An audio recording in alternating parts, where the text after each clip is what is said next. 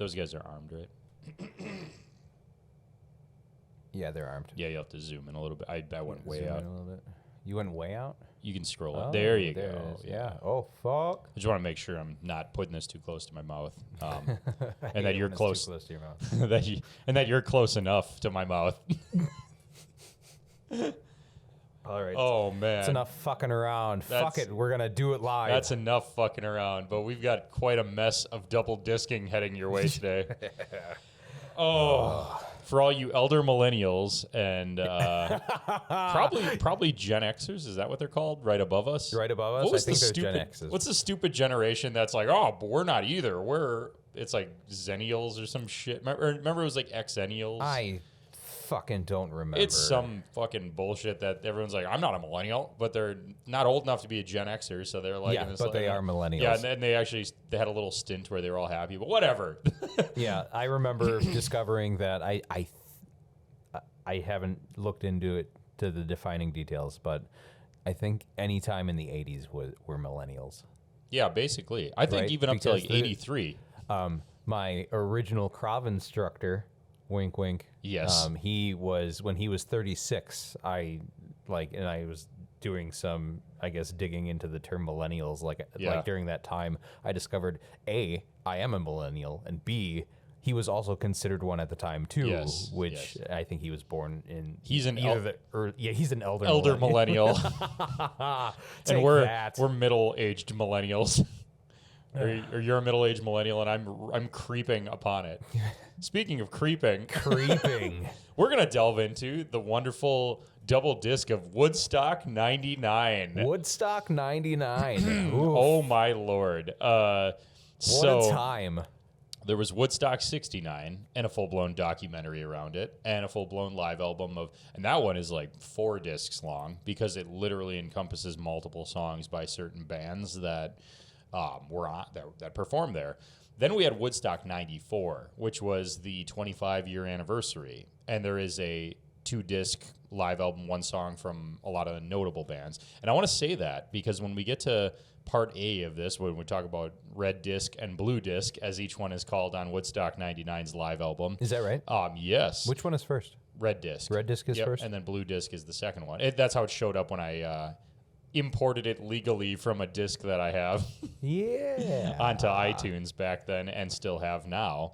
But not all the bands are represented on the live album, on any of them, pretty much. And I'll get to that when we talk a little bit about the event, probably in this first section too. Is that right? But there was a Woodstock '99 documentary recently that we watched last year that we're going to at least start with talking about. We're going to talk about this event first before we go into the live recording of it, because it's an interesting kind of way to look at it now that documentary came out on HBO Max. Yeah, it's on HBO Max. I think it was on HBO Max, yes. So, where do I even start with that? First and foremost, even younger millennials and even younger generations than that who might have watched that documentary and went, oh my God, it was like the Fire Festival of the 90s or something. Not in the same sense as it was, but I didn't realize just how much of a dumpster fire the event really was. As portrayed in what I do know is called Woodstock '99, Peace, Love, and Rage. Yeah, if for some reason you're listening to this and you've been to the Fire Festival, you didn't get as fucked as the people did at Woodstock '99. Let me tell you. If you are listening to this and you went to the actual Fire Festival, email us at always.doing.it.live. Yes, we want to hear from you. I would love to talk to you about that. Or anybody who's actually been to Woodstock '99, if you happen to be listening to this. I mean, I'm sure anybody who might hear about this, I'd love to hear about your experience at it. But the documentary for Woodstock '99 and the event itself. So it took place in Rome, New York, on a military Air Force base, which at the start of the documentary, one guy did point out when we hadn't learned much yet in the documentary about the fact that, they put it there because it was secure, because it had walls. That's right. They were able to control tickets and people coming in. Because admittedly, Michael Lang, the original organizer of Woodstock '69, Woodstock '94, and then obviously Woodstock '99, Can I pause you for like a quick second? Go ahead. I love that was the premise. We're going to put it here because we have control. Yeah, right. And I have to agree, that guy in the doc that's at the very start of it had said, I mean, if we're really talking about peace, like, is a wall a good metaphor? And Man, imagine the foreshadowing in that phrase. right. So Michael Lang, the organizer, had said, yeah, but, he admittedly said, he's like, well, in 69, people just jumped the fence eventually. It was very poorly planned in 69.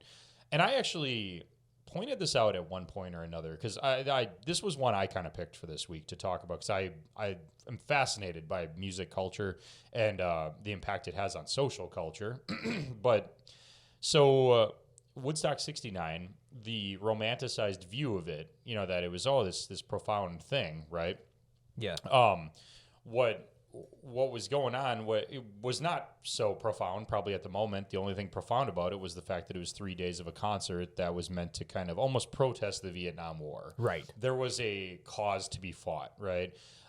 It had a purpose. There was a reason. Yeah, exactly. So going into, even jokingly, but the Fire Festival, that guy was a fraud. I'm not undercutting that. There was almost no bands probably really actually booked for that. But if there were, and everybody got there and it was kind of like not what they were expecting, maybe let's say on a more plain scale, right? Similar to basically what I'm getting at is Woodstock 99, yeah. Right? Where it's, no, this is what we promised you. It just isn't fitting up your expectations. I think I found that it was interesting that when people say, oh, there'll never be another Woodstock, just like they say, there'll never be another Queen, never be another Led Zeppelin.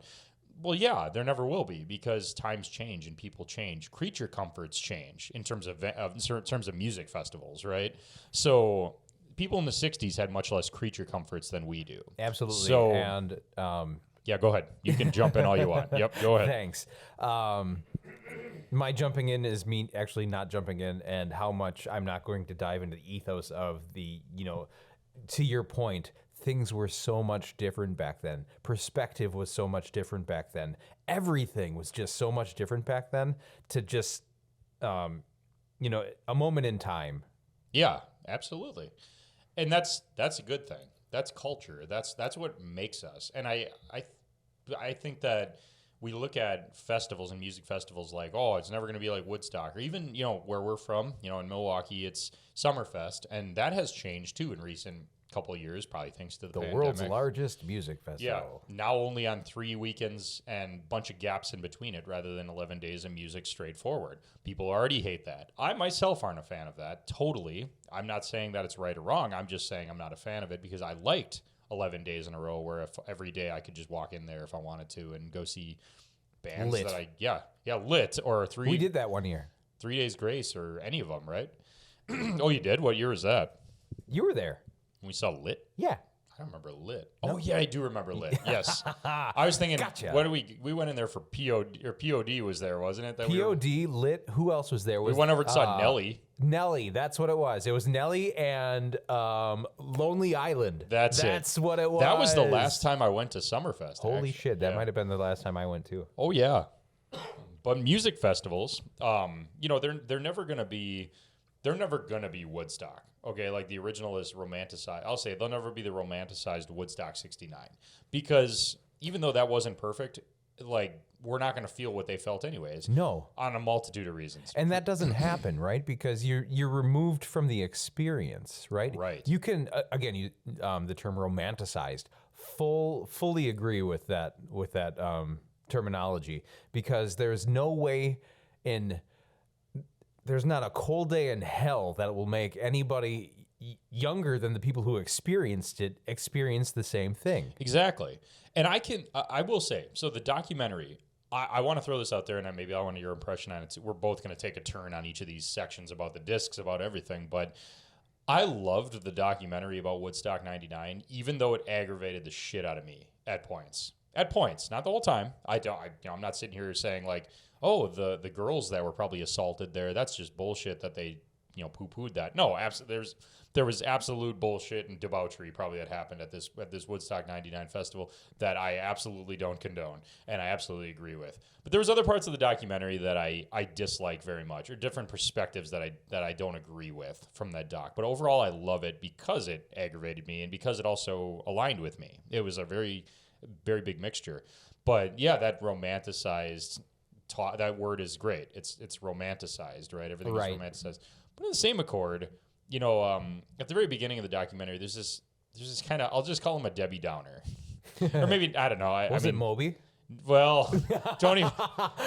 Sorry, I'm gonna get all I'm gonna get ragey about that once I hear some of your perspectives on this. But no, it was this guy with a mustache. He was an African American guy. He had a mustache. He had some good points at times. Other times, I feel like he was really, really, really reaching with his like goal. And it was a bit of a stretch. Yeah, one of the things that it has nothing to do with race or sexism or anything like that, but one of the things that he was reaching on, in my opinion, was when he said right at the beginning, depending on your perspective, how you look at Woodstock of any kind has everything to do with who's telling stories. I'm like, yeah, like you right now. How your perspective is maybe not how someone else experienced it. Maybe someone went there and didn't see the fires, didn't see anything, right? Right. And just saw corn and went home, right? You know what I mean? Like that happens. So their perspective was it was fine. Just like me going to Summerfest. I can't tell you probably how many people OD at Summerfest. Well, or I mean, probably get sexually assaulted, quite frankly, at Summerfest, and it's the drunkest city in America. You know what I mean? So. For being real, I would never condone it, but it does happen a lot.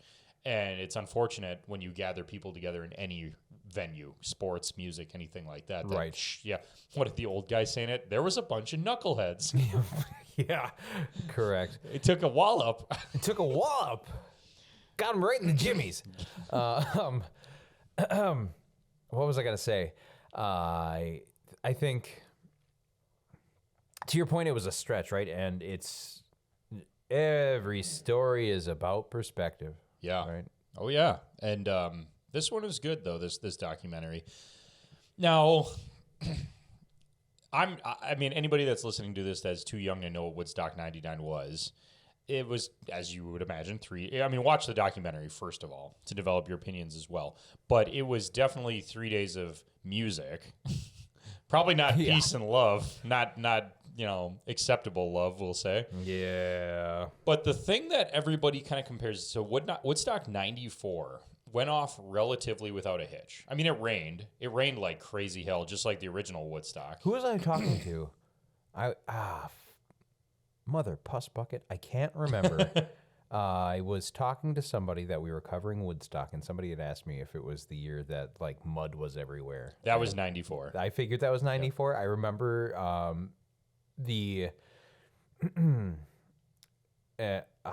who was it? 9 Inch Nails, right? That was the big thing. They were just all lathered in mud. They actually went and mud wrestled before they played. Yeah, that was the year. And that one, I guess, went off without a hitch, so to speak, we'll say, right? But Woodstock 99 did not. So for those who want to know, they were blaming it loosely on the performers. And that's something I don't like. No. Not just that they were blaming it on the performers. They were blaming it on the genre of music. And this is where I guess I'll dive into Moby a bit. That genre of music is bullshit and it should have never existed, basically. And I think that is the most closed-minded, just pathetic, prejudice I've ever heard in my entire life. And I'm not saying that because I like Korn and Metallica. I'm saying that because who the hell are you to say that? Yeah. Are you familiar with the riots of the late 80s when Metallica and kind of Guns N' Roses played? Kind of. Yeah, go ahead. This is loosely based off of what I think I know, I should say. Metallica and Guns N' Roses were slated to play together in the late 80s, I think it was, or early 90s. It might have been the early 90s. I could be wrong about that. Sure. And so there was one show specifically in an arena where Guns N' Roses was slated to headline, and that might be wrong too. Anyway, both of them are playing the show, and the entire crowd is waiting for Guns N' Roses to take the stage. Axl Rose is so late, like the crowd just starts to riot, right? Sure. I don't remember if Axl Rose actually ended up showing up, but they started throwing chairs and lighting things on fire, and so to that point, right? To blame it on the artist specifically, then why doesn't everybody riot every time Guns N' Roses plays? Right. Well, I mean, exactly. And I've got a lot to say about it, but again, I'm gonna repeat this over and over because Or every time that Axl Rose is late, anyway. he's late all the time. I hear. I guess I can't say that for a fact, but I've heard he's late a lot. I mean, I hope he's straightened that shit out, but who knows? Yeah, but I will always say this, preface this to every stint I talk about for this episode. I condone hurting people, right, or whatever, but to Unless blame it's it necessary. on yeah, unless you need to punch someone right in the jugular, but to blame it on Korn or Metallica or the big one was Limp Bizkit. That's right. I loved that part of the documentary. Let me tell you. I like. Yes, are mosh pits violent? Yes. Sure. Do they usually lead to tearing down, plywood and tearing down a sound booth? Give you a resounding fuck no. Yeah, absolutely not. Does that mean that it was if you had deleted Limp Bizkit and any new metal out of this lineup that wouldn't have happened? No. Fuck no.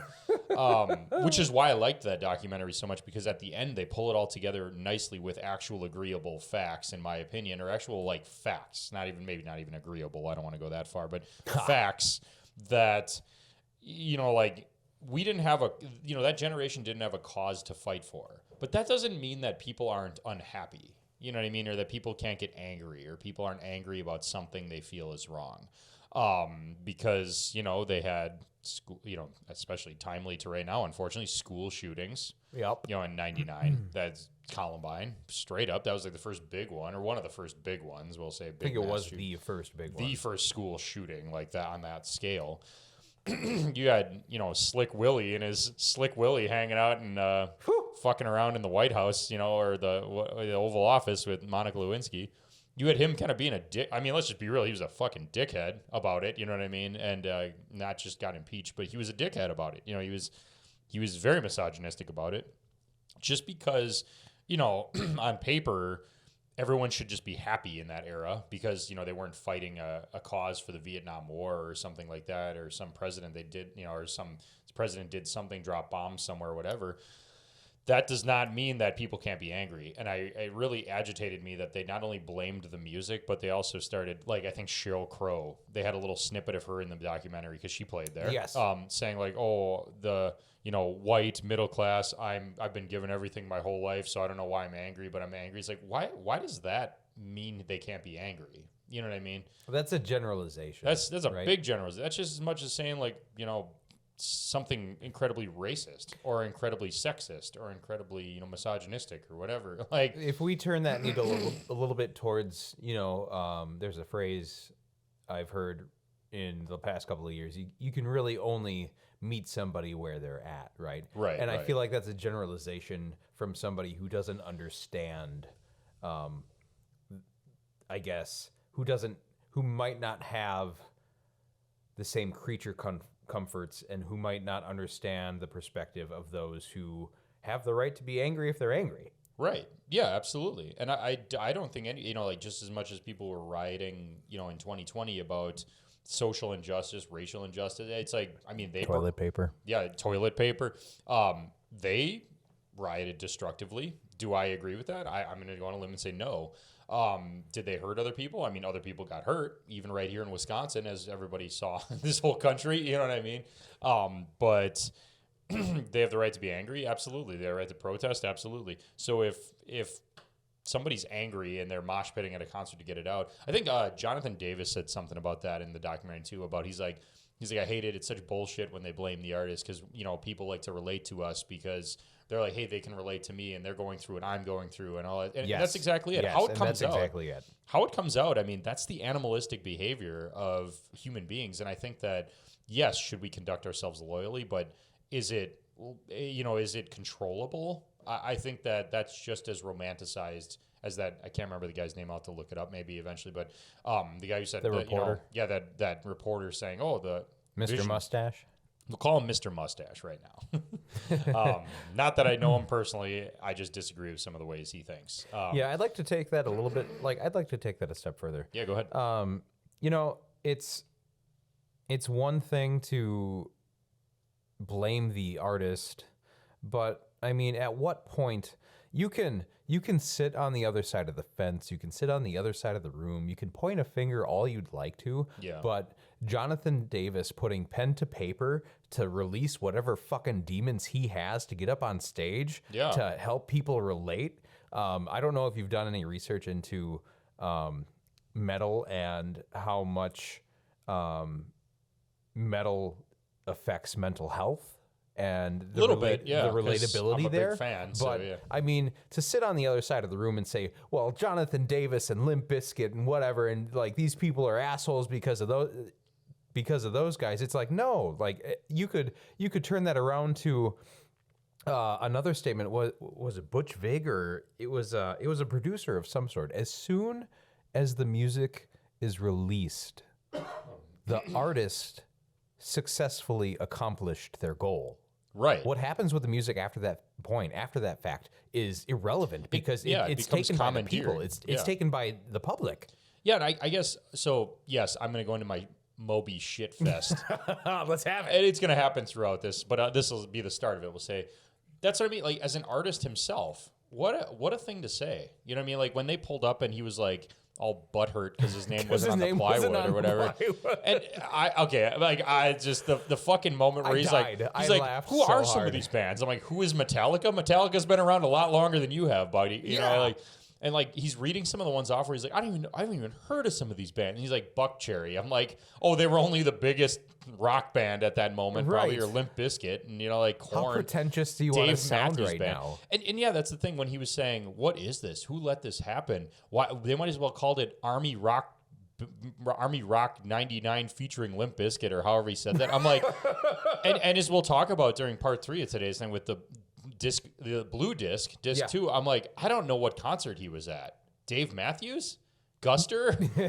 Elvis Costello? Bruce Hornsby? Sheryl Crow? Jewel? Everlast? I'm not seeing it. I think he just cherry picked out what he hates, and he's just butthurt. I think it discredits him as a person, as a musician, you know? You're mentioning Everlast. I did enjoy that track. Oh yeah. I can't wait to talk about that second album. Like I didn't, as you can imagine, being a hard rock fan, I never listened to that one as much as I listened to the first one. But of course, all the research you and I put into this for this episode, can't wait to talk about it. Oh yeah, it is some good shit. But yeah, I don't want to necessarily say it's just a Moby Slam Fest, but he was just so boisterous with his like arrogance and presumption, you know, like and blaming a class of people, and I'm like, I guess the question comes in, then it's like, well, what do you consider art? You know what I mean? Like, isn't art supposed to provoke? I mean, I really like. I know it's a residual rhetorical question here. Yeah, isn't it supposed to provoke, invoke all? So if Kid Rock is singing, you know, stuff where it's the king of cringe, even if he's the king of cringe, is he not still making art? You know what I mean? That provokes people and garners a group and whatever. I cannot wait to get into this first album. I know. I'm like, I just. So again, I'm going to keep saying, for me, the documentary, loved it. But yeah, I loved it because it made me hate it at times. Absolutely. But that's the point. It was like a true crime documentary. Realistically, like it had the overtones of music and art, and this is a cool thing they're doing. But it was really also like a true crime. Like, what a fucking shit show. Yeah, and it was. There was. I don't want to undercut that. Watching that doc, and you know, I don't know how old you were. You would have been maybe 13 or 14 in 99? I was 99, summer of 99 probably? Yeah, August of 99. August of 99. Or maybe it was July. It was July, end of July maybe or something. I was 14. Okay. So, and I was 11 or 10. I would have been 11, I believe, in summer of 99, because I would have been turning... No, I'd have been 10, because I'd been turning 11 in the following January, and then 12 the following January after that. So you know, I was too young. I was obviously learning a lot about this event. I knew the music and I knew the bands that played, and I had the live album for quite a while before this dodocumentary came out, and I it's just because I knew it happened. But I had never taken the liberty to look into it that deep. And there we are. Maybe it didn't pause. Whatever. What was I saying? We'll check that out in a minute. Anywho, you know, I was too young. I never, until this documentary came out, I didn't look into Woodstock 99 and all that went down. But I can admit it was a shit show. Now watching that. The fires, the the really unsustainable like layout and stuff that they had. The fact that it was on, not that it was on a military base, but the concrete or the asphalt or whatever that was all around. It's like, yeah, that makes it hotter. You know, the temperature, the weather, the behavior of the people. You know, how much water cost. Water was like $4 a bottle at that time. That'd be like $8 now, which is not the water fiasco is not horribly far off, but. All that stuff, all that told, you know, the lack of preparation, obviously all that, you know, like sort of thing. It was an absolute shit show. No pun intended. No pun intended, because they were splashing around in shit. Jesus. But yeah, it was interesting for the good bands and the good music and whatnot that came out of it, that the event itself was a shit show. Yeah. You know, and to turn it kind of back around to those listening who may have either heard the live album that we're about to cover and review, or who are aware of the event but didn't really dive too far into it, you know, just a ton of debauchery all over the fucking place is the overcast for the entire thing. Like, again, there's music overtones in the documentary, but it really plays kind of like a true crime documentary where, and you touched on it earlier, after the fact, like after the event happened, after Woodstock 99, there was a foundation put together for women to reach out, and if you've been assaulted, you can reach out and send in. You could, you've got somebody to talk to. You know, there was the giant, I guess I have to ask, what is the process here? Are we doing the documentary? I'm just talking first? about the event in the doc right now. The event in the doc, and then moving on to the music, and not worrying about the. You can touch on anything that was talked about in the doc. Okay, definitely. So, I mean, the timeline was like, it all was put together very nicely. Everybody came together, but just the public got a hold of it, and the whole thing turned into a shit show. Oh, right? Yeah, absolutely. And so, like, there were water issues, and by the end of it, people were swimming in feces. There was a giant fire, and women were assaulted to the point where bands on stage were calling out, you know, to like, you know, guys, if you see guys like crowd surfing, grab them by the balls and punch them in the dick and like, and that was shit Dexter, like that. right? That was Dexter, yeah, from the Offspring. Yeah. And it was just so despicable that, you know, to place the blame and assume that the bands have anything to do with the reaction of the crowd is just absurd, especially from that standpoint, right? Dexter from the Offspring, he's like, fuck those guys. Like, you see guys crowd surfing, like, because women were being groped, like, punch them in the dick. Yeah, what was it? He's like, if the girls are going overhead, give them a break, you know? Yeah. If the guys are coming overhead, I want you to grab his fucking balls. Yeah. Oh, man. Yeah. It's just, and there's, I guess, not to go too far down the psychology of the whole thing, but part of it's like, say, mob mentality, or what's the other when term? in Rome. When in Rome. Quite counts. literally. Quite literally. And then the other one I just realized that. Group psychosis. Is it mass psychosis? Mass psychosis, yeah. Yep. You know, it's like, I don't want to go too far down this rabbit hole, but, you know, in terms of the Holocaust, and that individual that I listened to and what have you, he goes on to state, if you think about the events that happened back then and you talk about it, you know, everybody wants to say, well, I would have been Schindler, right, from Schindler's List. I would have saved, right, like, but in reality, no, you wouldn't have been. Like, you would have assimilated, you would have blended into the crowd and done what everybody else was doing. Oh, for sure. You know, and I think the same goes for here. And I guess not to compare and not to jump too far down like the Holocaust and World War II. Right. And you're looking at the mentality. Yeah, I'm looking at the psychology and the mentality of the whole thing is like,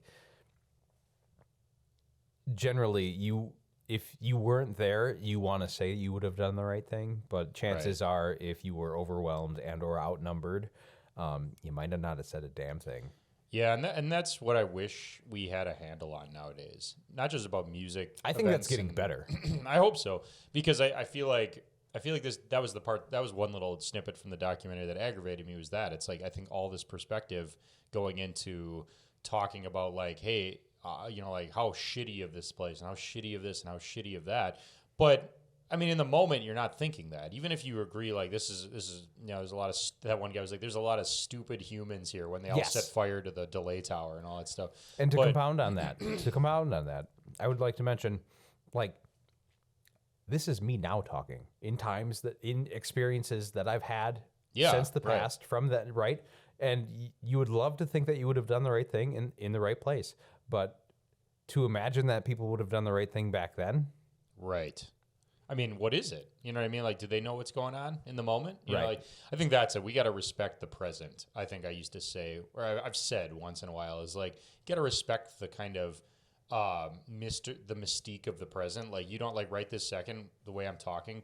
I don't know, maybe like 5 years from now, someone will hear this and I'll get sued. You know what I mean? It's Sure, not like, sure. But in the moment, I'm talking. I can't you can't police every last thing that you're doing in the moment, right? So yeah, you're absolutely right. Like anybody who was there, like in hindsight, it's hindsight is 2020. Yes, it's like I should have stopped this assault from happening. I should have stopped this guy from being a pervert. I should have stopped someone from burning the tower down or whatever. But they didn't, and even I what I really liked was the attendee at the end. He was the bald guy. Yes, and they were interviewing him during the part when they're talking about the fires that got set during Megadeth and Red Hot Chili Peppers. Yep. And he was saying, he's like, I don't know, I was flinging pretzels like an idiot. Yes, and he said, frozen pretzels. He said, he's like, when in Rome, I guess. I don't know. That's what it was. He was so beautifully honest about that. It was like, he was just saying, he's like, I went. I had the opportunity to, so why wouldn't I? Exactly. Right? He wasn't hiding anything. He's like that. He's like, I mean, yeah, do I think I was an idiot? Yeah, but I mean, I know I was an idiot. I was 20 something years old, and he's like, I was just group psychosis or mass psychosis or like when in Rome, as he said.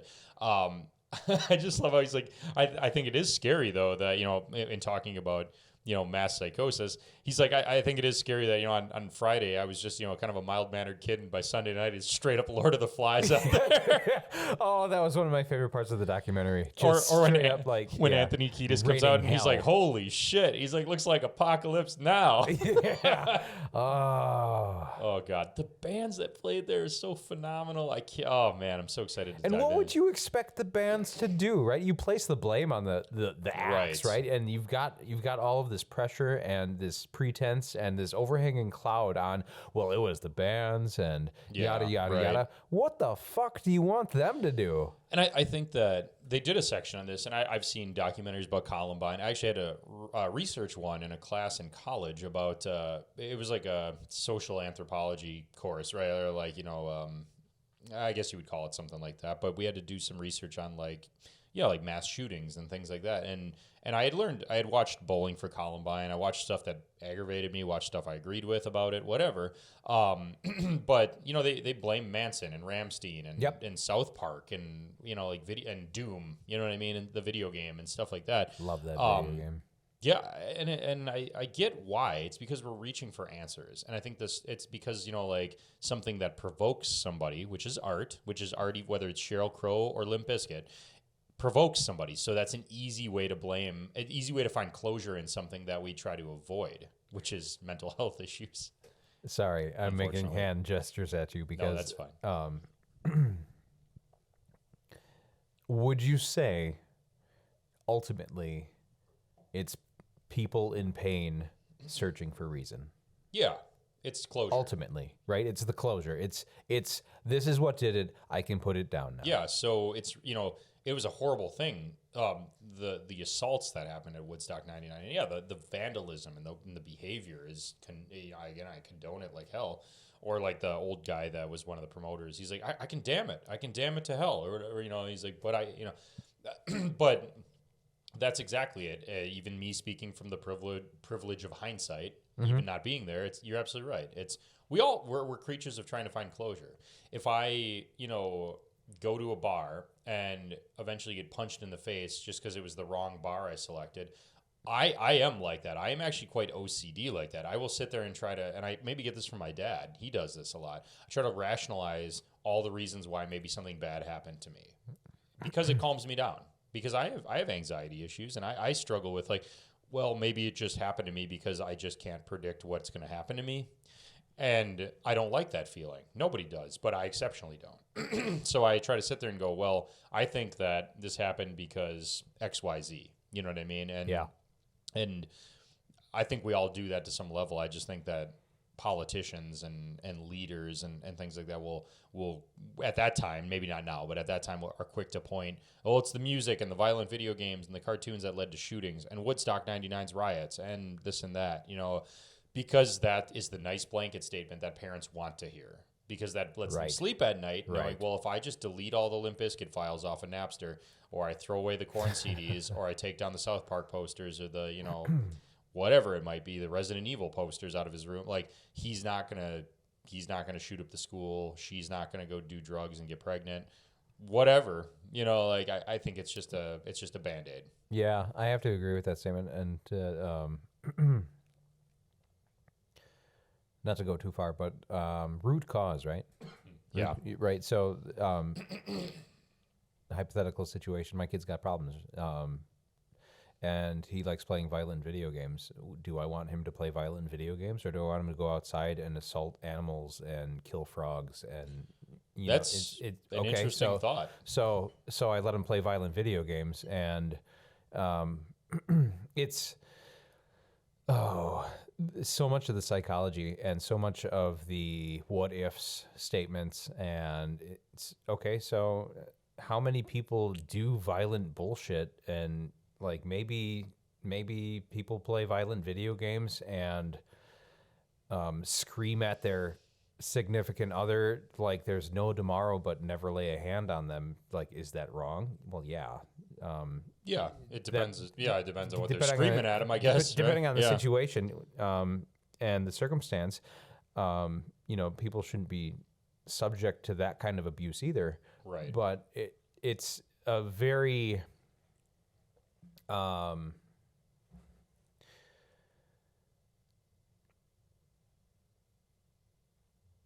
what I'm trying to get at is there's a very fine line to what you are trying to eradicate to what your belief of the cause of the issue is.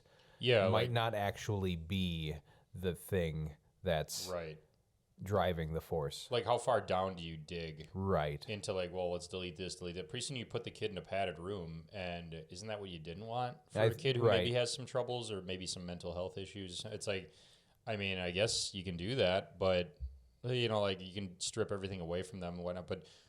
But I would love to see a study where, and this is a sad study, this would be like, well, does this kid turn out okay or not, kind of human study. But I would love to see if there was a way to study, let's put it that way. If you were to take away all the, like Limp Bizkits and the Corns and whatever out of someone who might have misbehaved at Woodstock 99, like, do they turn out any better? Right. And if they find some other reason to be, maybe that drives them into even more insanity. You know what I mean? Where it's like they're not depleted of everything that maybe kind of connected with them, whether it was going to make them act out or not. And now you got like no answer. That's some seriously scary no closure at that point.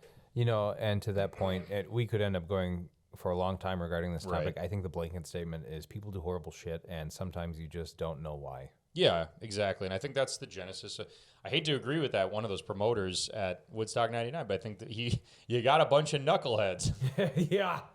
And I think that he's not wrong on some level, basically. But yeah, the concert looks like it was a shit show. I would love to find out if there was anybody that went to it and whatever they experienced at it. I mean, it's a piece of history. No matter what, history can be good and bad. Yep. And it's a piece of history that the music was good, the actions were bad. Might have started great, didn't end so great. Yeah. Right, that sort of thing. But I love that documentary. Before we move on to the music portion of it, what do you have to say regarding the interview? What interview? The ringleader of Woodstock was up in front of a podium talking about the safety of others and what have you. Oh, He got fucking roasted. Oh yeah. he got roasted, and then he roasted back, if I'm remembering correctly, right? I think that there was a couple scenes from that. One of them was about cleanup. Yep, It was cleanup, that's filthy out there, and he's like, "I'll pay you $100. I'll pay you $1,000." And he's like, "This is bullshit. Don't complain. Go out there and help." Right? Yeah. And then the other one about the safety. Yeah. I think that now I'm going to throw those guys under the bus. Maybe not necessarily Michael Lang, but John Shear. That was his name. The other guy, the more bald guy, the older one. I'm going to throw him under the bus. I think he, too, is speaking from a place of hindsight and privilege because he wasn't in the crowds. Right. He wasn't. I mean, he felt the heat, but he was under a tent. He wasn't really probably out walking around too much. He was going out on stage here and there, maybe to introduce bands or something to that effect, but he wasn't experiencing what some of maybe those reporters were out there.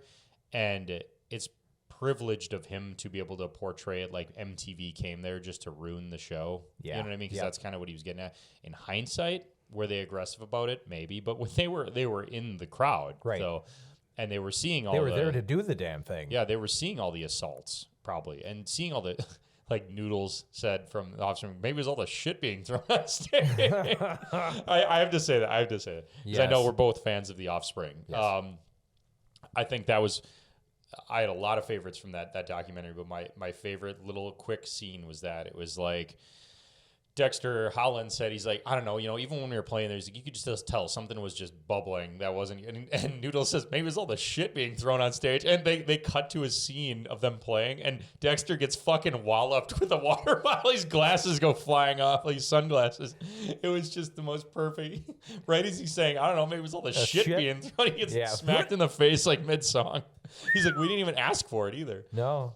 Another kind of weird synchronicity, I will say, now that you had brought up the mob mentality or the mass hysteria or mass psychosis. Yep.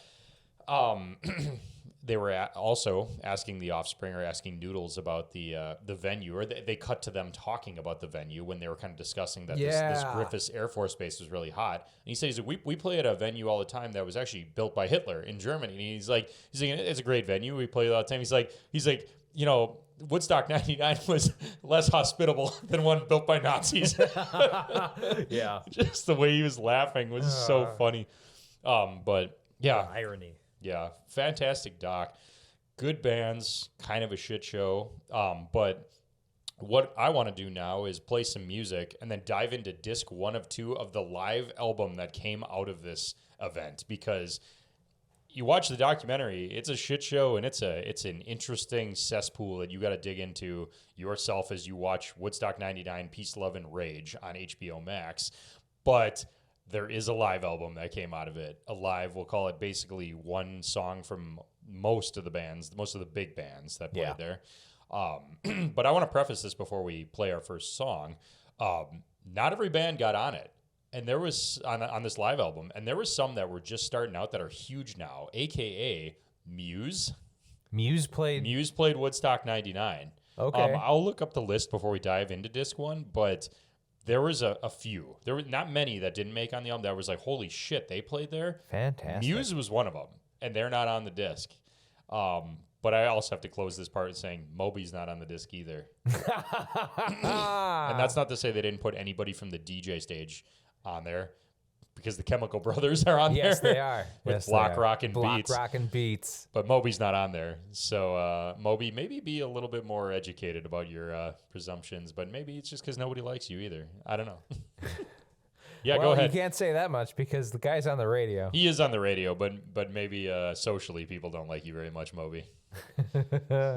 So, all right, let's play some music for you all right here on Fuck It, We'll Do It Live.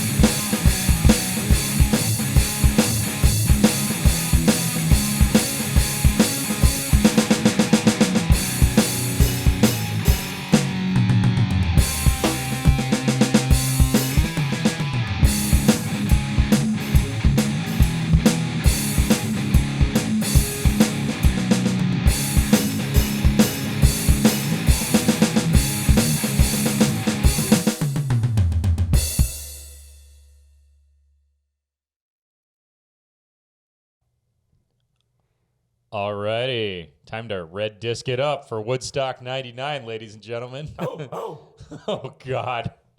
So, before I even bring that up, I want to point this out to you because I called this up right away.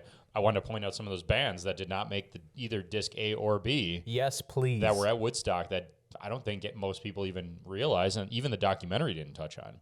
I said there was a few that were getting quite big at that, or right after that. It was like now they're big names.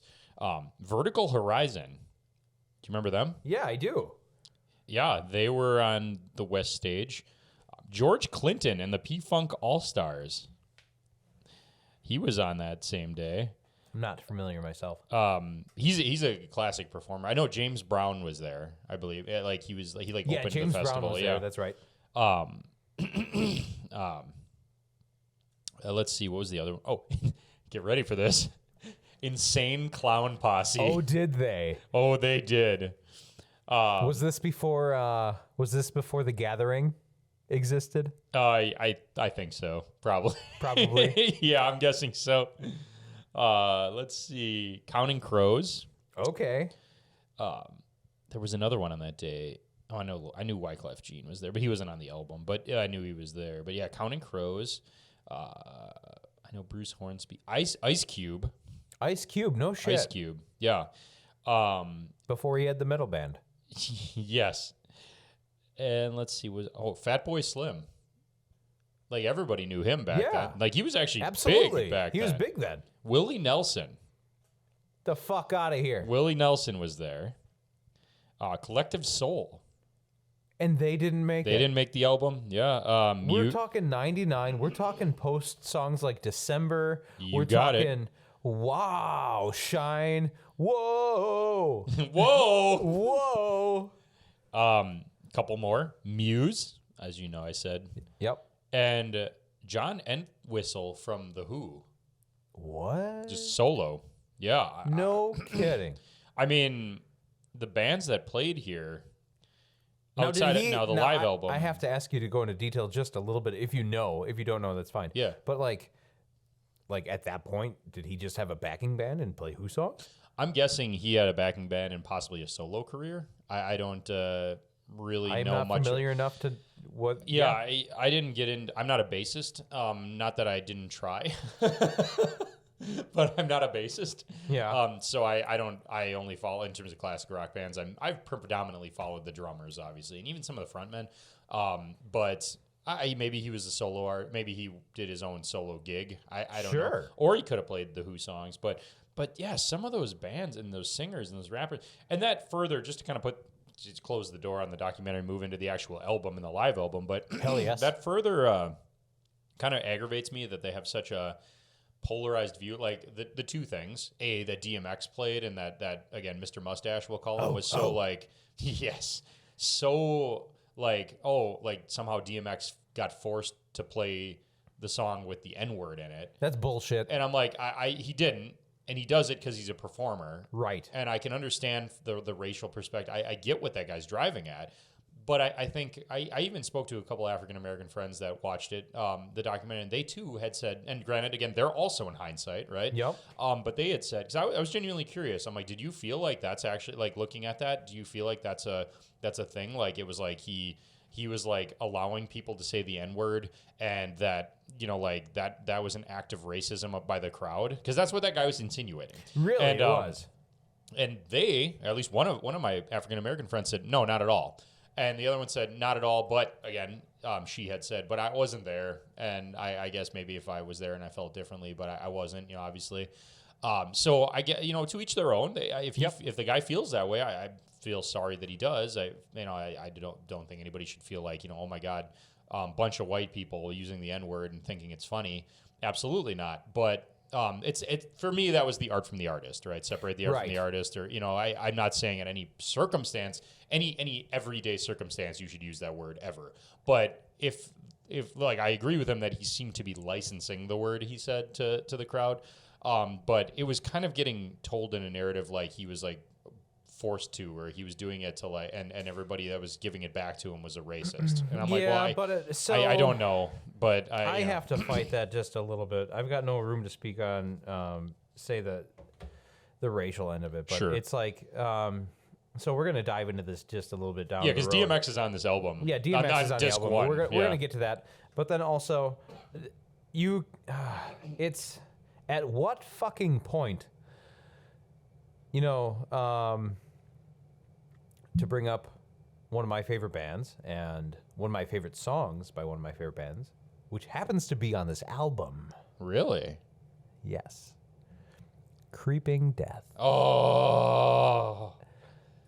Sorry, that was my point- brain and memory portion of my brain about music having an orgasm, if Yes. anybody was wondering what that sounds like. At what point is the chant where Metallica doesn't have to sing Yes. the same circumstance, Right. where the entire crowd is just chanting what they know and how the song Die. goes? Yes, which is die. Abso-fucking-lutely. If everybody knew what that song was about, which is actually about like Hebrew scripture. Yep. But you think about that, like to have a religious overtone and screaming "Die, motherfucker!" I mean, like exactly, like does that how not I go the miss same Jason way? Newsted. Oh my God, we'll get to that, but yeah, yeah, exactly. It's art from the artist, Yes. right? And like I said, in if that guy was saying that, it's like, yes, in normal circumstances, no, I'm not going to ever say the N-word. I'm sure we all have, but I'm not going to, and I'm never going to say that's right. But this is a song. The song has literally got the word in it in the title, and he's performing it, and it's a concert. And it's probably that's one a of big his more hindsight. well-known Yeah. songs. At which point do you stop the crowd from, like, at what point Say, do you "Don't stop say that synergy? yeah. Right. And so, I think that's it. All I'm saying is to anybody listening, I'm not not condoning bad behavior. In this is a very just don't fucking do it. How about that? Just don't fucking do it. Just don't fucking do it. But I think this is a big example of hindsight, right? I think when you're at a concert and you're wrapped up in what's going on, and you literally have the performer in front of you singing it, I think that, yeah, absolutely. I think they just thought it was when they right. point the mic at you and expect you to do so? Yeah, like I think that it's just an impulse. They're drinking. They're at a concert. I don't think it was meant maliciously by everyone. I can't speak for every 200,000 some odd people over there. But going back to this before we dive into the first album, some of these bands and singers and the age range and the like Ice Cube, like the racial range and everything, to me it kind of discredits that one part of the documentary where they were talking about, it's like they picked the three women singers and put one on each day: Alanis Morissette, Jewel, and Sheryl Crow. Sheryl Crow, right. And I see how you could see that about those women performers, but when you're really looking at the range of genres and the range of everything, and I encourage everyone to Wikipedia this and look at all the performers that were there, not just listen to the live album, even though I like the live album. Hell yeah. Don't just listen to the live album. Look at these performers, do your research. There was a lot of performers there, and it was definitely not, as Moby put it so eloquently, Army-based Rock 99 featuring Limp Bizkit. I think he's just finding ways to be bitter because there's some phenomenal performers here. I would like to point out that 1999 did feature Limp Bizkit, though. It basically did. I'm not denying that at all. Anyway, sorry. But please no, continue. that's okay. So let's go into album one. Disc one, also known as the Red Disc, or Disc Red, I guess, or whatever you want to say. This was my favorite all the time. Now, that doesn't say that now that we've researched the disc Album one as and a two, whole? album as a whole is my is a great album. Despite the shit show of the concert, this is a great live album. Disc one, or Red Disc, is, I can't find anything wrong with it. Even Creed. I'm sorry. Why are you apologizing? Let me try that again. Even Creed. Even you are Creed. having a hard time. Even Creed is not that bad. I want to hear from you. What is your... I actually don't need to hear from you. What is your favorite song on this album? My favorite song on this album?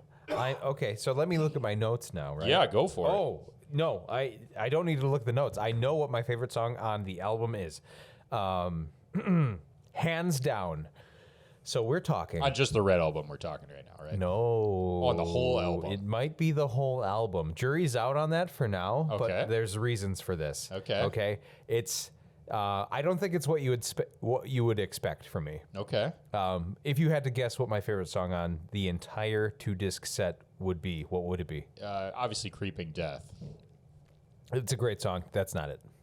Okay. We'll go for guess number. Can I go guess number 2? You can go guess number 2. I'm going to say Airport Song by Guster. That is a great song. Also not it. Really? I thought I had that in the bag right there. Yeah, actually, that was a fantastic song. I didn't know who the fuck that was, or I thought it was Dave Matthews Band. I'm not gonna lie. I thought it was Dave Matthews. Is that because it took me a second to get Trippin' Billy's uploaded to the drive for you to listen to? No. It was just the context of the song and the songwriting and just everything involved. It was very acoustic, Sure, and I didn't know who Guster was. Sure. Gotta get one more guess. You get up to 5. Get up to 5. I don't think you're gonna guess it. I don't think you're gonna guess it. I feel like 4 by Lit is way too. If all of you listeners out there actually actually saw Zach, you'd probably be like, oh, it's probably Lit. I feel like that one's too literal. I'm not even mad. I feel like that one's too literal. I love it. Ball with the Ba by Kid Rock. By King of Cringe? By King of Cringe. That's my third that's guess. not it. That's not it. Fuck. You got 2 more. I'll give you 2 more. Is it Black Capricorn Day by Jamiroquai? No, but I like love that, the fact. yeah. I love the fact that Jamiroquai's here. Yes, me too. And the fact that in the documentary he said, okay, I think you've looked at her breasts for long enough now, so move along. Right? And that the GTFO. guy, and then the guy that was keeping the journal that unfortunately, God rest his soul, passed away. Yeah. But that said, he's like, saw Jamiroquai, meh, not good. This fucking chicken hat that he wears or whatever. Yes. Fucking guess hat. 4. Stop Being Greedy by DMX. No, Fuck. not it. I've covered. Okay, that's it. I'm going for a half court shot on this one. Final guess number 5. Down So Long by Jewel. That's not a real guess. No, it's not. How about Everlast? Nope. Okay, I give up. Okay. So there's a lot that plays into this, and I won't spend a whole lot of time on it, but it is one of the most underrated bands in history, in my opinion. Okay. And I say that not just given my own opinion of how much I enjoy the band, but also I've read multiple interviews from other bands who have toured with this band. They have been on tour with this band and thought they were phenomenal, and they were 150% certain, like, their time is coming. They're just going to blow the fuck up. Okay. And things are just going to happen for them. And they didn't. Like, the trajectory just wasn't what you would think it would be. Sure. And they've just spent, I would argue, almost their entire career under the radar in terms of what their actual value and their, well, I shouldn't say value, but what their actual importance is. Okay. Bitch by Sevendust. No kidding. Yes. I didn't think you liked Sevendust. I do. There are connections there. So I love that song. I absolutely love that song. And so we're kind of jumping ahead to, I think it was song 3 or 4 on the album. Oh, we can jump around on the Red album. I don't care. Yeah. It's song number 10, actually. Is it 10? Yeah, Holy it's, shit. It's pretty far in. It's right before I was DMX. Fucking wrong.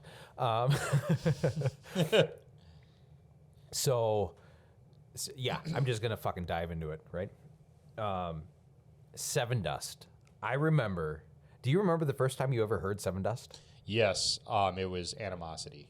The album Animosity. The album well, Animosity? the song Praise. The song Praise. Yeah. How old were you? I would have been 13. Is that the song? Is that the album with Waffle and No, that one's before. Seasons, I think, is the Seasons? album. Is what that is? Waffle and Yeah, isn't Waffle's Bitch on good. the same? Yes. It might be on the self-titled album. The self-titled album had Black. Yeah. Yeah, self-titled had Black. It had Bitch. Yeah, and I that think was their it had first Waffle. album. That Yeah, was their first album. Because that's when they were coming out, Mm-hmm. obviously. But yeah, that's an old one. I can't remember who I was. It was in Guitar World that I read the article from other members of other bands who had toured with Sevendust, who had expected them to just blow the fuck up, and Sure. it didn't happen the way it should have, right? And I feel like they're totally under the radar. They're a great band. I remember the first time I saw the video for Waffle was the first time I had ever heard Sevendust. Sure. And I don't remember what year it is, but like I'm in my teens.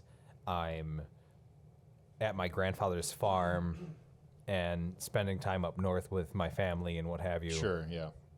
And like grandpa falls asleep, so I get a hold of the remote. So I turn on, it was Much Music, right? Okay. Right. Yeah. Much Music Much is on. Music. And we're rotating songs, and this song comes on called Waffle. I'm like, fucking Waffle, what the fuck is this? Yeah, right? what a name. Me and my probably like 13 or 14-year-old brain, like, what in the hell is happening now? But like between the video and the song, like I was like, all right, this is it. Sure. Right? Yeah. Then eventually PlayStation 2 comes out. Yeah. Right? And there's an ATV game that had the song Black on it. Oh, which yeah. I had on repeat. Yeah. Right? So like, Black's a good one. and like whether or not it was any of their doing realistically, like they were just doing all the right things. Right, yeah. And so eventually I heard the song Bitch, and I was like, man, this is just killer.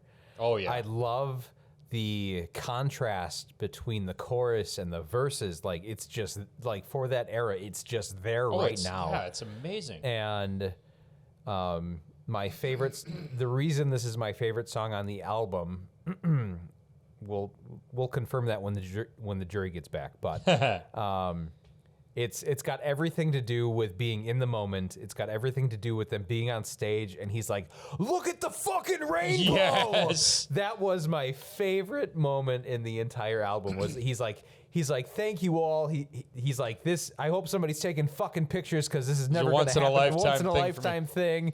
And then the middle of the song, I don't know if there was an actual rainbow or not, or if he was just making bullshit out of his ass. But he's like, I think there was.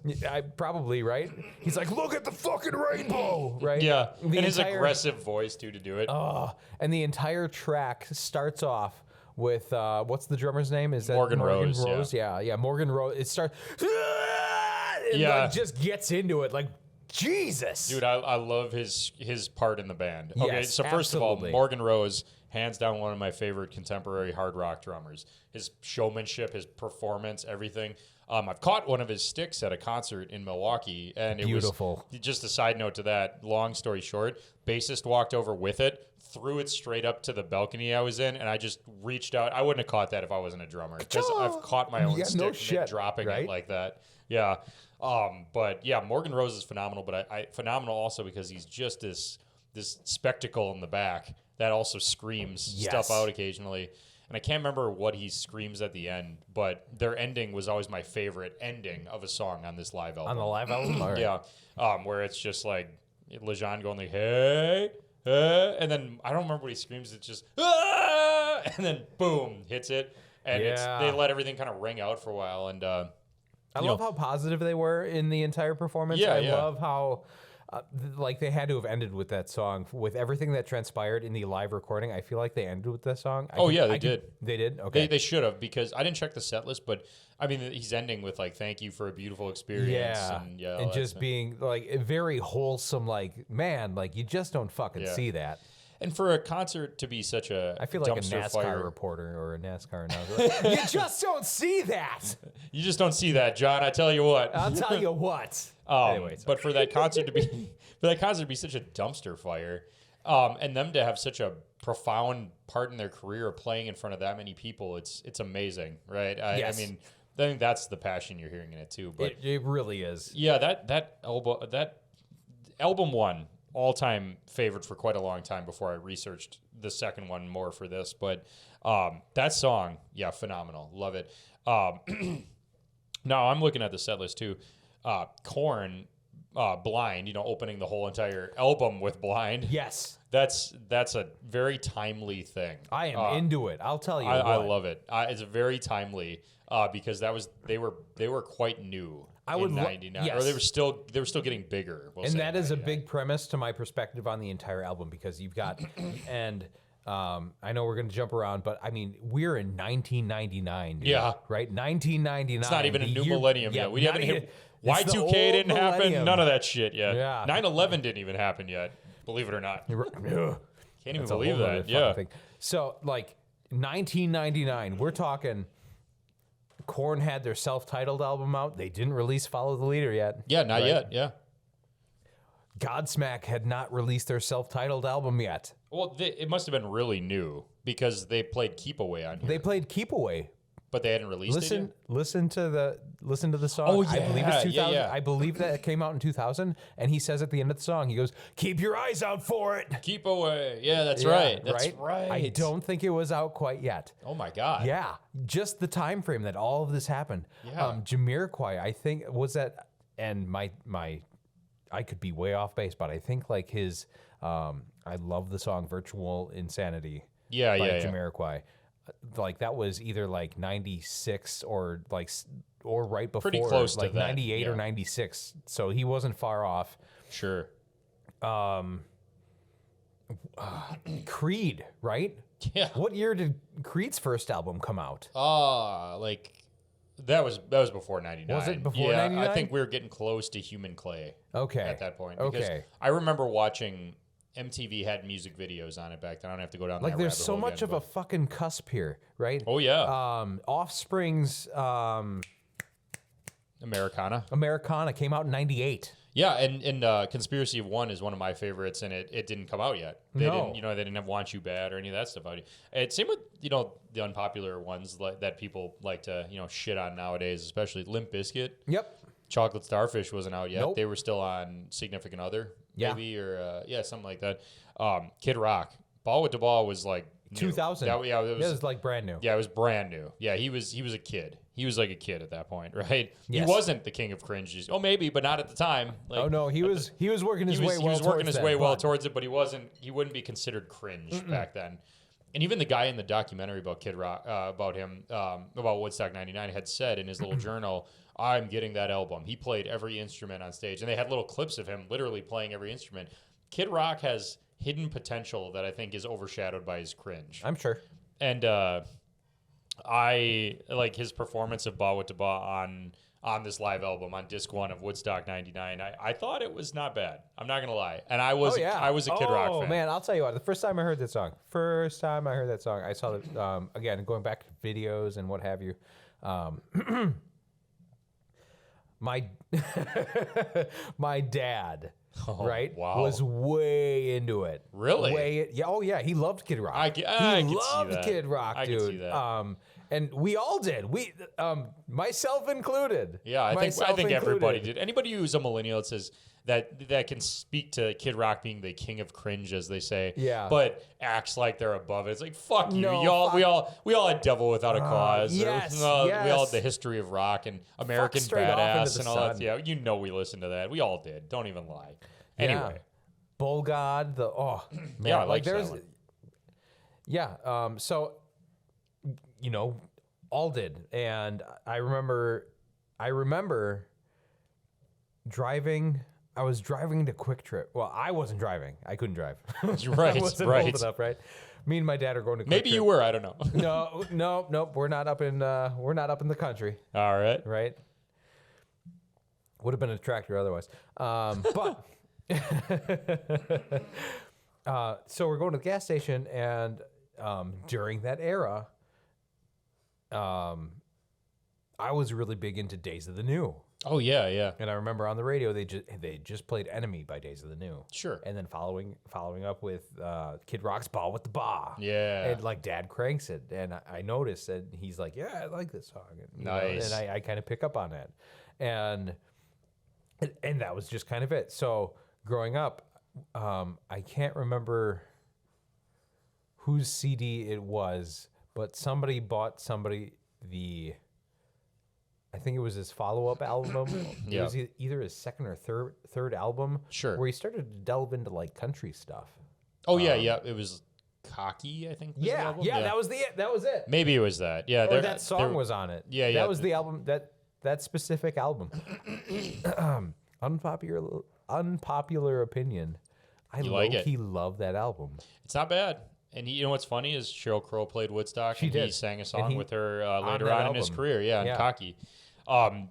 Don't be ashamed, man. I like Like I said, he just because he's the king of cringe does not mean that I think that his older stuff is garbage. Oh, no. or that Oh, not by any means. I will own up to the day, to the minute that I liked Kid Rock, and I still listen to his old stuff. My wife loves the song "American Badass." It's cringy, Oh, it's hell cheesy, yes. it stole the Metallica riff. Absolutely. but it is what it is. You know what I mean? It's like it's the art versus the artist, right? You know, and it's like That was the era of stealing Metallica riffs. If it's because they stole because they hated stealing so much. Holy shit! Oh, it always comes back to Napster. It always comes back to Napster. Together. So everybody stole their song. No, I don't think that's why, but it would be think so hilarious if it was. Woo! But no, I like if you're going. I always said this: if you're going into stuff like listening to Kid Rock, expecting to hear something profound, you're an idiot. Like, I mean, you're an idiot. Yeah. Like, and I will literally use that word. You're an idiot. You're a fucking idiot. If you're listening to Kid Rock thinking you're gonna connect with it on a same level that you connect with a song by Queen or a song by Pink Floyd or something, real like Dream Theater. I think part of that has to do with the aggression behind it, right? Yeah, it was like the early Five Finger Death Punch. Basically, is what it was. It was. It's bro rock. It's butt rock. Can't argue with that. It's like rap metal butt rock. It is. I would say. One of my notes on. So I was taking notes earlier today. Like I was re-listening, taking notes, and doing the damn thing, and I had noted Kid Rock, King of Cringe. What can I spit that'll make my street cred skyrocket? Yes, exactly. Oh, yeah, I think so.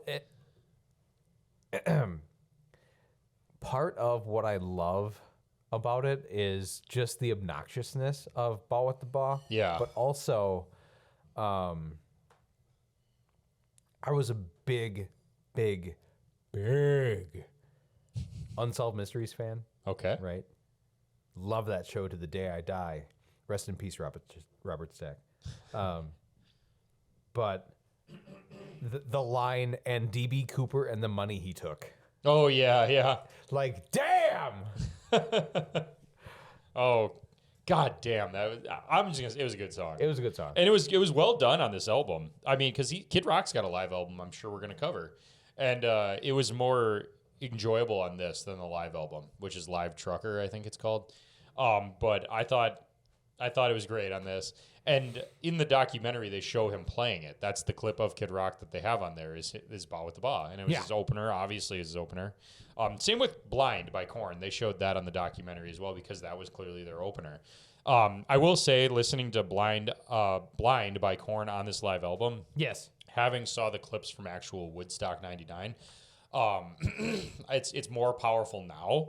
Because originally I'm like, oh yeah, it's Blind and it opens and it's Are You Ready? And I can be. But when you see the mosh pit taken off, in the documentary when Korn hits the stage and they kick that off, and then Jonathan Davis sang again, just like Sevendust. No matter how much of a shit show this concert was, Jonathan Davis says in the doc, he's like, when I saw them all moving and they're all moving with the like whatever like monitor they were nearest or whatever speaker they were nearest, it was kind of like a big wave. He's like, I don't know, I left my body, I don't know what happened. Like he was so excited to play in front of that many people, and I think that's a powerful thing when I listen to it now. And the fact that he also said he's like it was so damn hot that when he was done performing their set, it was maybe an hour set or a little less or whatever. He's like, he went backstage and immediately blacked out. They had to put ice on him in the whole thing. They had to hook him up to an IV and all that because he went so hard.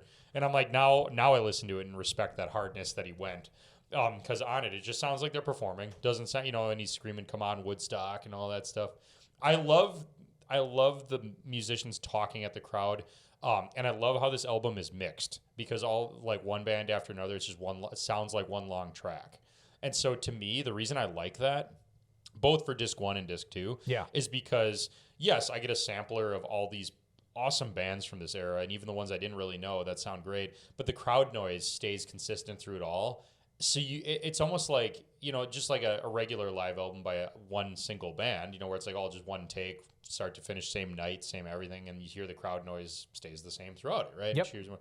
But the fact that same effect happens with multiple bands, to me, it represents like how many people were there. Because it's like a sea of cheering through this whole entire album in the background, and the band's playing to them in my ear. You know what I mean?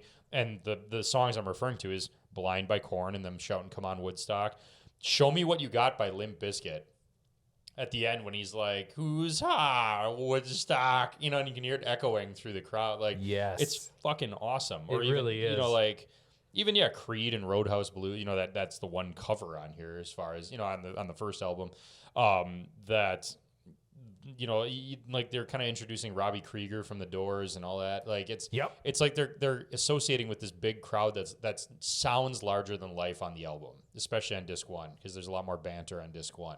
Yep. And I love the banter. That's what I love about live albums. But same. I will say this. I like The Offspring just as much as you. Kids Are All Right. Love the song on this. I think it sounded great. I think so too. I never really cared that much for the band Lit in general. Just a couple songs maybe, and probably the cliche ones like My Own Worst Enemy, right? Yeah. 4 grew on me because it reminds me of your old band, the Wise Guys and Scallywags. No kidding. How they sing live reminds me of you guys when I played with you guys live. And if anybody listening knows, the band that Zach was in that I met him through, that I filled in on drums in, was Wise Guys and Scallywags. And you'll hear it. I promise you'll hear it. If you listen to this song by Lit on the Woodstock 99 live album, then you hear his band, you'll hear it. But I like that song now. Out of nowhere, I guess. So if you could expand on that just a little bit, what about it reminds you of it? It reminds me of your singing in some songs on the Wise Guys stuff. Okay. The chorus mainly, maybe not the whole thing. Like, the chorus is good on that one because the verse sounds a lot more grungy. He's like, "He wakes up lonely," you know. But the like chorus, how they sing together, reminds me of. It's like he goes up an octave into like how you used to sing with the Wise Guys. The like, yeah, like it's just that tone like that they got, and the fact that it's more like pop punk or like, you know. Yeah, it really is. Not like grungy punk, we'll say. That's what reminds me of it. Okay. Yeah. But that song grew on me, and it grew on me because of that. Because originally you can't see me on the other side of the headphones, but I'm bowing at Brett right now. He likes that compliment. But Thank you. what do you think about Buckcherry? Okay, so I didn't know if you had anything to say about it, but I guess so. So tell me about it. Yes, let's get into this. I'm gonna pull the notes up because I haven't yet. I want to hear it. You put a lot of thought into it. I have all thoughts stuck in my head about this. Okay, so if you haven't noticed in the notes, I followed yours and put mine all in bold. Oh yeah, that's fine. Yeah. Okay, so I'm just going to go through in chronological order just a little bit. That's fine. You can do that. Right? Let's see. I thought Korn was a great opener for the entire album, considering the time, considering the song, where they were at. And we covered, Jonathan Davis almost died, right? They had to put bags of ice on him, what have you. And I'm like, let's talk about group choruses, right? Because like they had the group chants. Yep. Right. Yeah. Kids Aren't All Right. Right. True statement given the context of the documentary. Oh, I know. Holy shit. And the fact that was the song playing during the finishing credits where they were talking about how fucked up the concert was. Yes. Yeah. So, you asked me about what? You asked about Buckcherry, right? Yeah. So I did mention like there's something about Lit. Right? The band themselves. Yeah, the band themselves, the songwriting, like there's longevity there. They just released a new EP. Oh, really? Right? Yeah. They have a full live album too, I found. Do they? Yeah, it's from about that era. No shit. Yeah, that'll be a good That'd be a good time. That'd be a good time. And like they're very old school rock and roll. Yeah. And there's just something very classic about that, I feel. Yeah, I think they stick around. I think so. And I enjoy so the song 4 specifically, the solo follows the vocal line, right? Right. And I'm not always a giant fan of that. In fact, sometimes the elitist in me comes out and like wants to tear it apart. But there's something about it that in this song and in this version that, well, maybe not this version, but in this song that it's awesome. Sure. Yeah. All in all, it's awesome. Yeah. So Buckcherry, right? Old school sex, drugs, and rock and roll. Yeah. Yeah. Oh, yeah. A couple of lines on Friday night. Yes. Wasn't going to hurt anybody. I'm so glad you're bringing that up. So, Do you, again, going back to the same question I asked you when we were talking about Sevendust, do you remember the first time you heard Buckcherry? Yes, I was in middle school, and I actually hunted down the album online because I saw it at Walmart. Oh, and I really? was like, or no, at Target. Target or Sam Goody. One of those that doesn't matter to anybody nowadays. But I saw the kid with tape on his eyes. That was what the album was called Time Bomb. Okay. And so I looked up the song Time Bomb because that was the title track. I remember looking at the back of the album going, I'm going to Google, or whatever Google meant to the world at that point. I'm going to look up this album when I get home and figure out who these guys are. That too represented to me, this is like just rock and roll. Basically, this is what rock and roll is, in my opinion. I heard the stuff on the song Riding, the song Time Bomb, all that. Basically, that album is where I discovered Buckcherry. It wasn't until later I discovered Lit Up, like the album, which is on the self-titled album before Time Bomb. Yeah, it took a while for me to realize they had an album before that. But I don't know, like, I like the fact that they're a moving band, like I said, like they're cruising when they're playing. Have you ever seen them live? I have not, and they too have a full live album. Yes, they do. From 2008, something like that. Yeah, around that era. But I've never seen them live. They've been at Summerfest out here in Milwaukee. I've never caught them accidentally live, nothing like that. I've seen them with Avenged Sevenfold. I could see that combination. Yeah. That makes sense to me. I think it was in Illinois, if I remember correctly. Were they any good live? Yeah, they were good. It was the era that Crazy Bitch came out. Okay, so yeah, I would have been in senior year of high school around that time. Yeah, sure. Yeah, that would make that Avenged Sevenfold pairing makes a lot of sense to me. I don't know music video with titties. Yes, the music video with titties. I just thought of Baby Yoda. I know it's not called Baby Yoda, but whatever. It's fucking Baby Yoda to me. Grogu. Yeah, okay. And there's a meme where he's reaching up with his hands and just says titties. Oh, that's funny. With D's. D's.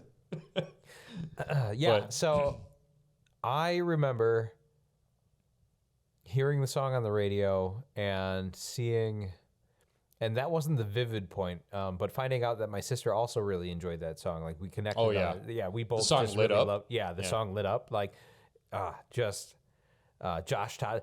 Oh, yeah! I know. The whole fucking thing. And then the intro to the song on the album he's like, yeah, we just started this out as a weekend thing. Yeah, a couple of lines on Friday night. And 8 ball on Sunday. Yeah, like, what? God, I know. It was like then it turned to Sunday. Sunday turned to Monday. Yeah, that's what it was. Hot dogs. The fifth, motherfucker. Oh, God. Yeah, he sings great. He does. Like on these live recordings, for his like growly voice, like he's actually not that intolerable to listen. Like you would think that a voice like that would wear on you a little bit. Like on his recordings, it kind of wears on me. Sure. But the live singing, it seems like he controls his kind of vocal demeanor a little bit better, I feel like. And maybe that was just the era, because that was like 20 some odd years ago now. Right. Maybe he's gotten different now with age. I don't know, but I like it. I've never seen them live, but I think I would. Just because they've got that. Like I said, I was introduced to them when they came out with Time Bomb, and it's just because the album cover looked cool to me. Oh yeah. So I went home and just Napstered it, or maybe not even. I might have just, like I was saying on episode 1, cdnow.com. I think I looked it up and listened to some samples, because you could. Borrowed it from the interwebs. You can listen to like 30 seconds clips of every song. Oh sure, yeah. Holy That's how shit, I could, remember yep, that. CD Now. That was like my home base. If I Right. wanted to try to Napster, if I wanted to try to pirate something, yes, I said it. I said the P word. I would use CD Now to first listen to it to see if it was worth spending a night in jail. Yeah, because that was the extent of it. But yeah, I enjoy that. I enjoy that recording. It was great. Yeah, the intro was fantastic. I'd be curious to know. I mean, obviously, I'd be curious to know what was known going into it. Sure. Right? Did they know this was being recorded? I have a hard time believing that they didn't. Yeah, because it was a pay-per-view event at the time. And again, for really young kids listening, pay-per-view is like you literally pay to watch something on cable TV. Yeah. You pay extra to unlock it, basically. And so this was basically it was a pay-per-view. DLC for Yeah. Yes. and you pay. And so I think from what I understood with this event, DLC for cable. yeah. What I understand is you paid and probably had access to watching it on TV the whole weekend and watching some of the clips from it on YouTube or even the documentary. Like Same the camera process you would have gone through to watch WrestleMania during the 90s. Yeah, exactly. Or anything from WCW or, absolutely. So I think they knew it was being recorded. Probably. I think they knew it was being recorded. It was being filmed and It was streamed. being filmed and streamed and recorded. Yeah, they probably knew. I'm gathering all the bands and the legal teams for the performers knew, like, okay, this song. I bet you they let them pick what song. They probably did. On some level. Because smart. some of these, it seems like they did. Yeah. They let the band pick because it was like, you could tell some of them were their closers. Some of them were their openers. Some of them if they weren't either of those, they were really interactive with the crowd. Yes. You know what I mean? It was like, it was almost like they were all treating it like a demo. Yep. I feel like to like, hey, hire us, kind of like a cover band or a local. Yep. Look how entertaining we are on recording. So I would to answer that, in my opinion, I believe that they knew. They had to have known. But, loved this version of "Lit Up" by Buckcherry. I thought it was fantastic. Again, old school sex, drugs, and rock and roll, man. Hell yeah. Hell yeah. I'm on a plane with cocaine, right? I noticed over listening to the full album, red disc and blue disc, that this one isn't just. Originally, I was kind of, I would say, not jaded, but kind of presumptuous in the said like, oh, this is where all the heavy metal bands are on disc 1 up front, and disc 2 is all the bohemian stuff. Like the Jules and Gusters and Bruce, the singer songwriter, G Love and Special Sauce and the Rusted Root and stuff like that. Yeah, but not really, because then I got to DMX. Yeah. Stop Being Greedy. Stop Being Greedy. Fucking love that song. Yes, and I love his call and response. On Absolutely. any of his stuff that I wish he had a full live album. I really don't. I never looked into it. Maybe he does. I doubt it. I don't know if he does. Nelly has a full live album. There's a handful of rappers that do, and we'll get to them eventually. Yes. I wish DMX did, because he is a performer. He is. My favorite hip hop line. Please tell me. Of all time. I'm dying to know. Tell me now. You know what it is. The fun listeners will find out in just a second. Okay. But my favorite line of all time for a rap song is from exactly this performance, this song. And he says, begging me to stop, but at least he died hoping. Look at the notes. Look at the notes. I don't have them open yet. Look at the notes. Give me your horns. Damn it. I'm going to wait right here. I'm going to die on this mountain. All right, everybody's going to know. I'm currently looking at the notes. Let me see.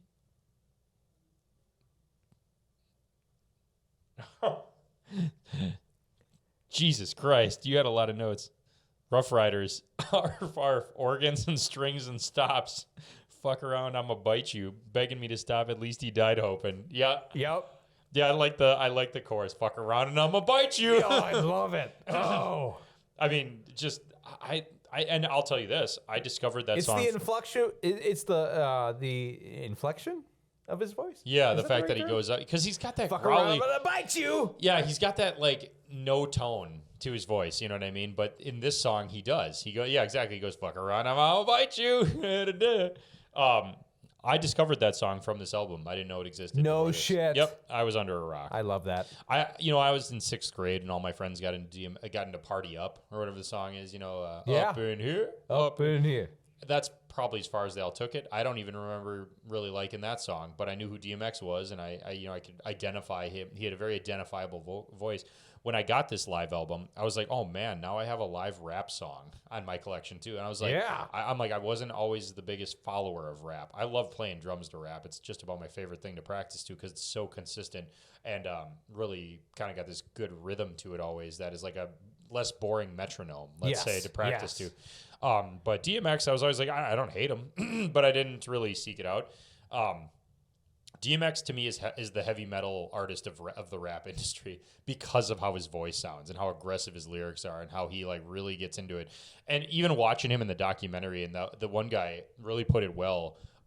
how he navigated the stage. This is the guy from The Roots. That's what it was. Yes. How he navigated the stage. And he's a man possessed on stage in front of hundreds of thousands of people. And he was sweating profusely, and he looked like he was really going for it. Let's just sound like an old man. Oh, boy, he is really going for it. Get at her. Yeah, but he was really going for it. And he just looks like a heavy metal artist. And I think it's a big draw for me now that I can really appreciate. But I discovered this song on this live album, and I love it. I love the performance. I love that he stops and lets them say, "Stop being greedy," and all that stuff. Yes. It's phenomenal. Call and response. Call and response. Looking through, also, as we get farther down, okay, I got to go on the pedestal just for a second. Are we switching songs or no? Yes, briefly, unless you had something to say. I did. Yeah, go for it. I love, woo! Zach dropped his phone in the toilet. We do this from the bathroom, by the way. Yeah, from the bathroom. We almost have to sit on each other's lap. Yeah. We might be. You don't even know. You don't even know. There's this thing I like to call a 3-pointer. Jeez. where you're taking a shit. No! All right, anyway. It's enough. Fuck was I Calm down. No, so I love that this song is on the live album, but also the, like you'd stated, the song being a less weak metronome, right? Yeah, and, yeah. And for me to practice drums, for you to practice drums too, etc.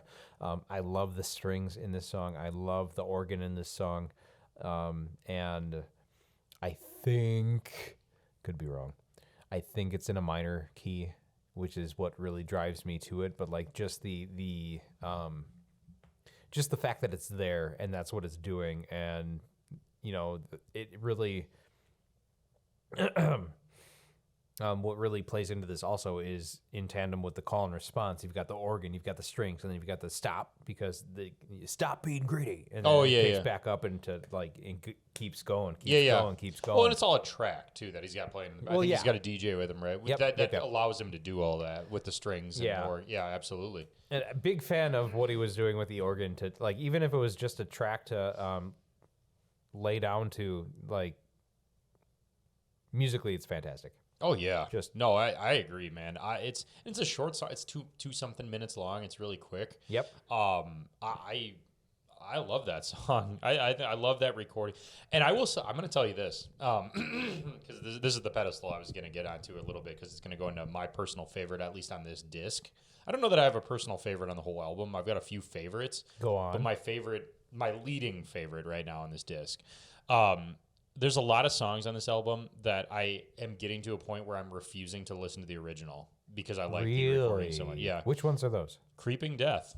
Because just the aura around this live recording and the show and the concert and how sweaty and fucking 100 degrees it was, and then how going for it Jason Newsted is in his backing vocals. Oh, God, yes. I don't really care about the original anymore. And I think that kind of goes back to episode 1 when I was saying, I think a lot of classic or more classic rock bands, I like their live albums better than any original recordings, because I didn't grow up listening to the live recordings.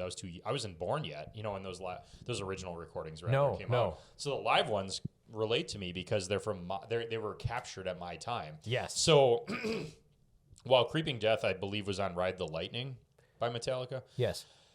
That still was, I was an infant, you know what I mean, when this came, if that. I actually don't even know. I might not even been born. I can't remember exactly what year Ride the Lightning came out, if you want to fact check me while I'm talking about this.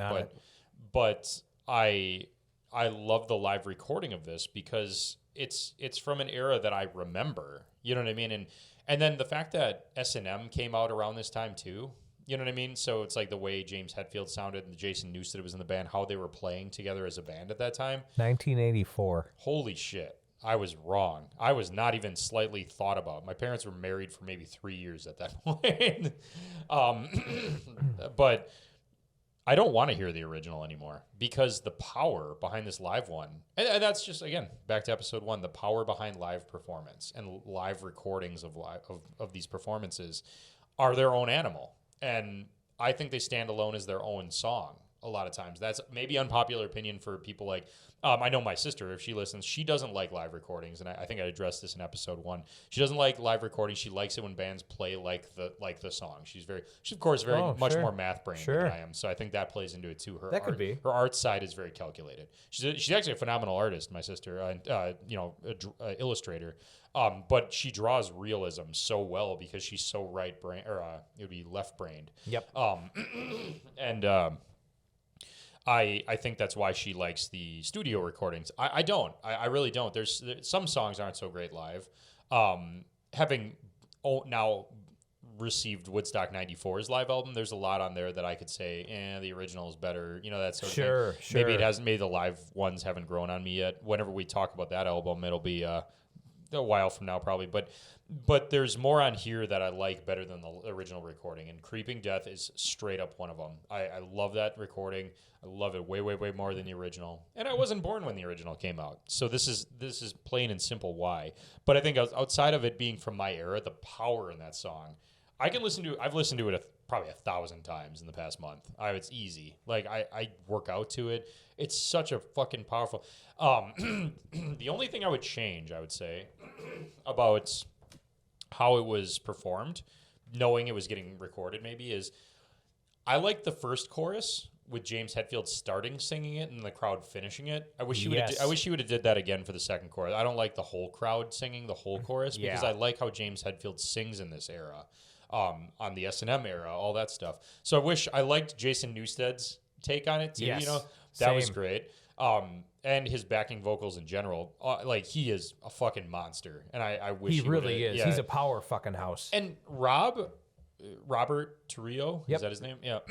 Not a bad bassist at all, and a phenomenal addition because he is his own aggression. He's got a very unique, iconic look to him too. Yes, he does. Which is kind of Metallica. All the guys had that as well. So Jason Newsted, he did too. But Jason Newsted, his look, around that era, he had shorter hair, just wore black shirts, and he had a look to him. But he kind of because James Hetfield at the time had longer hair a little bit, and Kirk always had longer hair, and Lars, he's shorter hair, but Lars is Lars. You know who he is, right? Jason Newsted aesthetically didn't look like much, we'll say, in terms of blending in with Metallica. But I almost think that was completely ignored because he was such a phenomenal member of that band, and the passion in this song of him being in Metallica is evident. And it makes me sad to think that a few short years later, it was like they basically ousted him. Yeah. You know what I mean? I mean, I'll go on a limb and say that because you listen to a recording like this, and he is like a little kid, on stage with Metallica. You know what I mean? I am glad that we're going through this right now, and you kind of beat me to the punch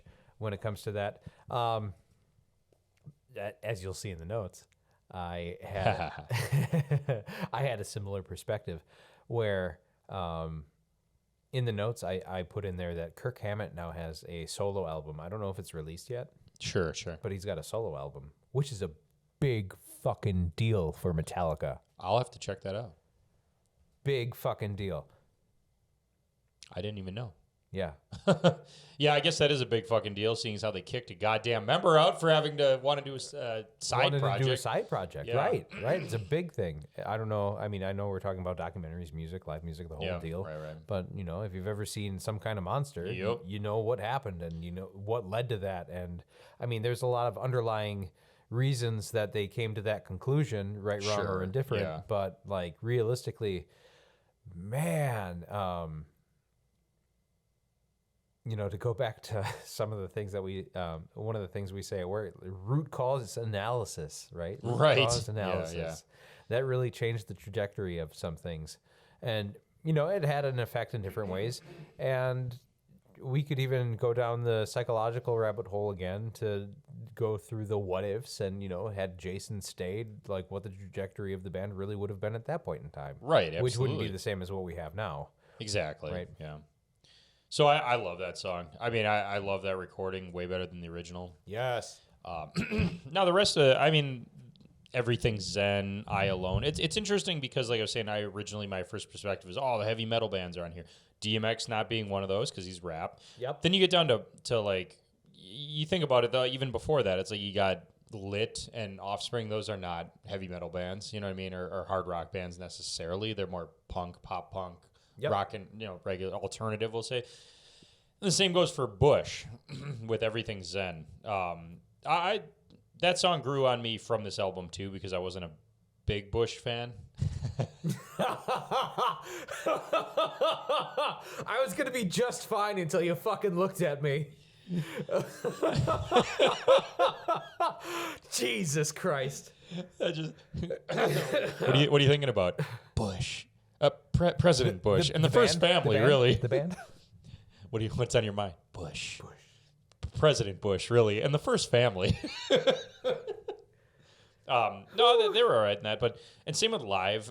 What I love, I'm kind of coming to a close on my observation, as I have a couple more things to say before we go to disc 2. But the fact that they worked in an interlude of John Shear going, "Hey guys, whoa, the delay tower is on fire, and that's not part of the show." That's We'd hilarious. appreciate it if you just let people the fire department come in and fix it, and then they pilot right into Red Hot Chili Peppers' Fire. Now, fun fact. Oh, yes. Fun fact. The documentary says that the governor of the state of New York, I believe it was, said, I went on stage when they pulled them off stage during the big fires and all that stuff. Yeah. He said, I went to Anthony Kiedis and I said, hey, can you cut we need you to quell the crowd. I love this. And he comes out and plays Fire by Jimi Hendrix. Yes. However, now hindsight might be 2020. I don't know if you know this, but I looked it up. Hendrix's family asked the Red Hot Chili Peppers to play that song during their set. Now, choosing to play it after being scolded about enticing a riot, or what have you, is maybe little tactless or tasteless or whatever, but that was going to be part of their set list no matter what. So the fact that they did it right after they were asked to calm the crowd down, I guess, is not a smart move. But it wasn't just done because the documentary kind of skimmed over that fact. I'm glad that we're here. Yeah. I'm glad that we're here because I wanted to touch on this just a little bit. Because Sure. This goes back to what we were talking about earlier on. At what point do you ridicule an artist for putting pen to pad to letting out, the frustrations and, letting the demons out to soothe whatever needs to be had? At what point is that allowed to happen to bring somebody calm? Right? And that's a little bit kind of the other side of the coin here. At what point do you go to an artist and say, okay, we know things are on fire and we really need you to calm things down. I would really appreciate it if you could go out there and just get them to settle just a little bit. Like, if you say, who do you have to, he should have had that conversation with Moby. I know, right? Yeah, I mean, you're telling Anthony Kiedis. You're telling Anthony Kiedis of the Red Hot Chili Peppers to go out and calm this crowd down. And you can hear it in the live recording. You fucking know it. Like, he gets out there and he's like, "Are we gonna do it?" And he's like, "Are we gonna do it?" "Fuck yeah, we're gonna do it." And then Flea is butt naked on stage. You're asking the band with a man who has got his schlong hanging out behind his bass guitar to quell the crowd. If you're while watching they the burn documentary, down it's the not too much behind his bass guitar. Yeah, there's nothing. And he lifts it up at one point. And he's running in place, and it's just flopping around all over. Helicopter dick everywhere. Yeah, I mean he is butt naked. But yeah, I just had to throw that in there about that song. A fun fact: they were asked to play it by the Hendrix family. It just maybe not at that time, maybe not at that moment in the set list, but I don't know how close they were to be. I wasn't there. You can use setlist.fm to make this judgment call yourself, because if it was their closer, I would feel less like they did it on purpose because they were almost done playing and they hadn't played it yet. Maybe that was the plan all along. If it was like 4 songs in, they pulled them off stage because they're Lord of the Flies. Lord of the Flies. And then they go back out there and immediately jump to that. I think that is tasteless a little bit, but I mean, yes, consider the source, I think, is the lesson here. Consider the fucking source. But I had to kind of conclude on this. I love the first disc of this album. I will listen to it start to finish. I like at least just about every song on there. I don't think I skip a single one, even Creed. I had stuff to say about that too. Yeah, go ahead. I really enjoyed that. I'm gonna pull my notes back up. Oh, excuse me. Love the fact that they brought out the guitar player from The Doors. Sure. Who didn't play 30 years ago. Robbie Krieger. Robbie Krieger. They announced on stage, that this man did not play at Woodstock 30 years ago. Sure. And they play Roadhouse Blues. Love that song. Great song.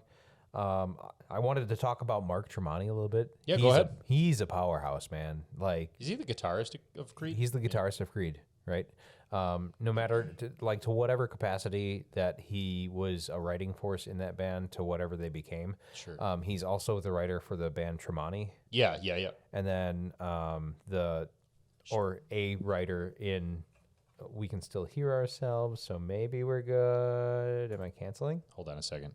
Pause. Maybe we pause? Just shake the mouse. Yeah. And now type, here, can you bring me the keyboard? Yeah. Is it? Oh, it's wireless. No shit.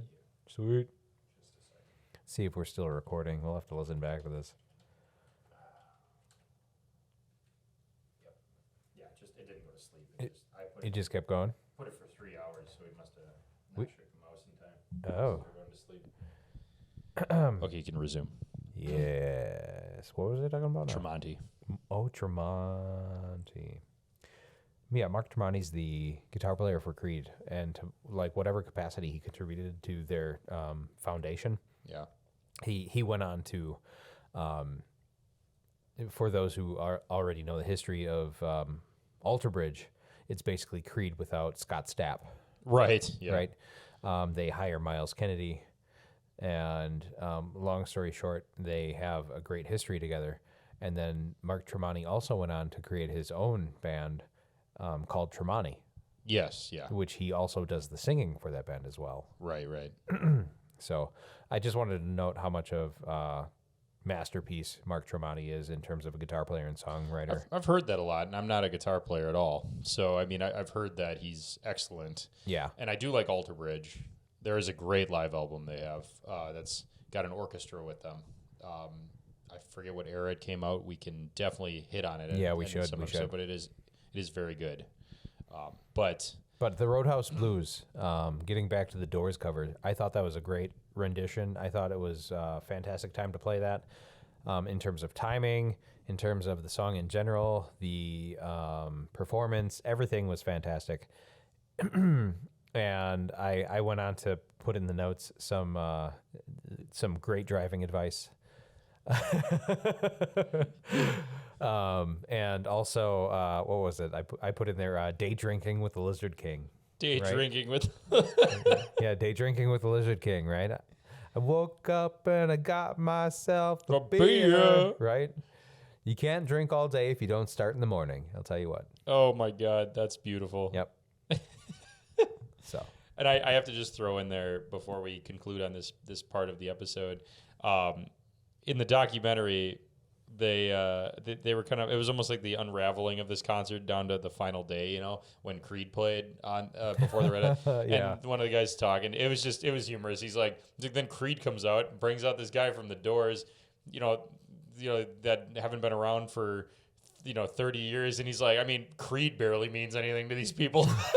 Oh man! And they juxtapose that clip with Scott Stapp talking about how he's like we wanted to really pair what happened 30 years ago with what's happening. He's like being Scott Stapp. There's this guy. He's like, mean, all of a sudden they cut to show the performance, and all of a sudden this voice over here. He's like, I mean, they bring out this guy from 30 years ago. He's like, Creed barely means anything to these people.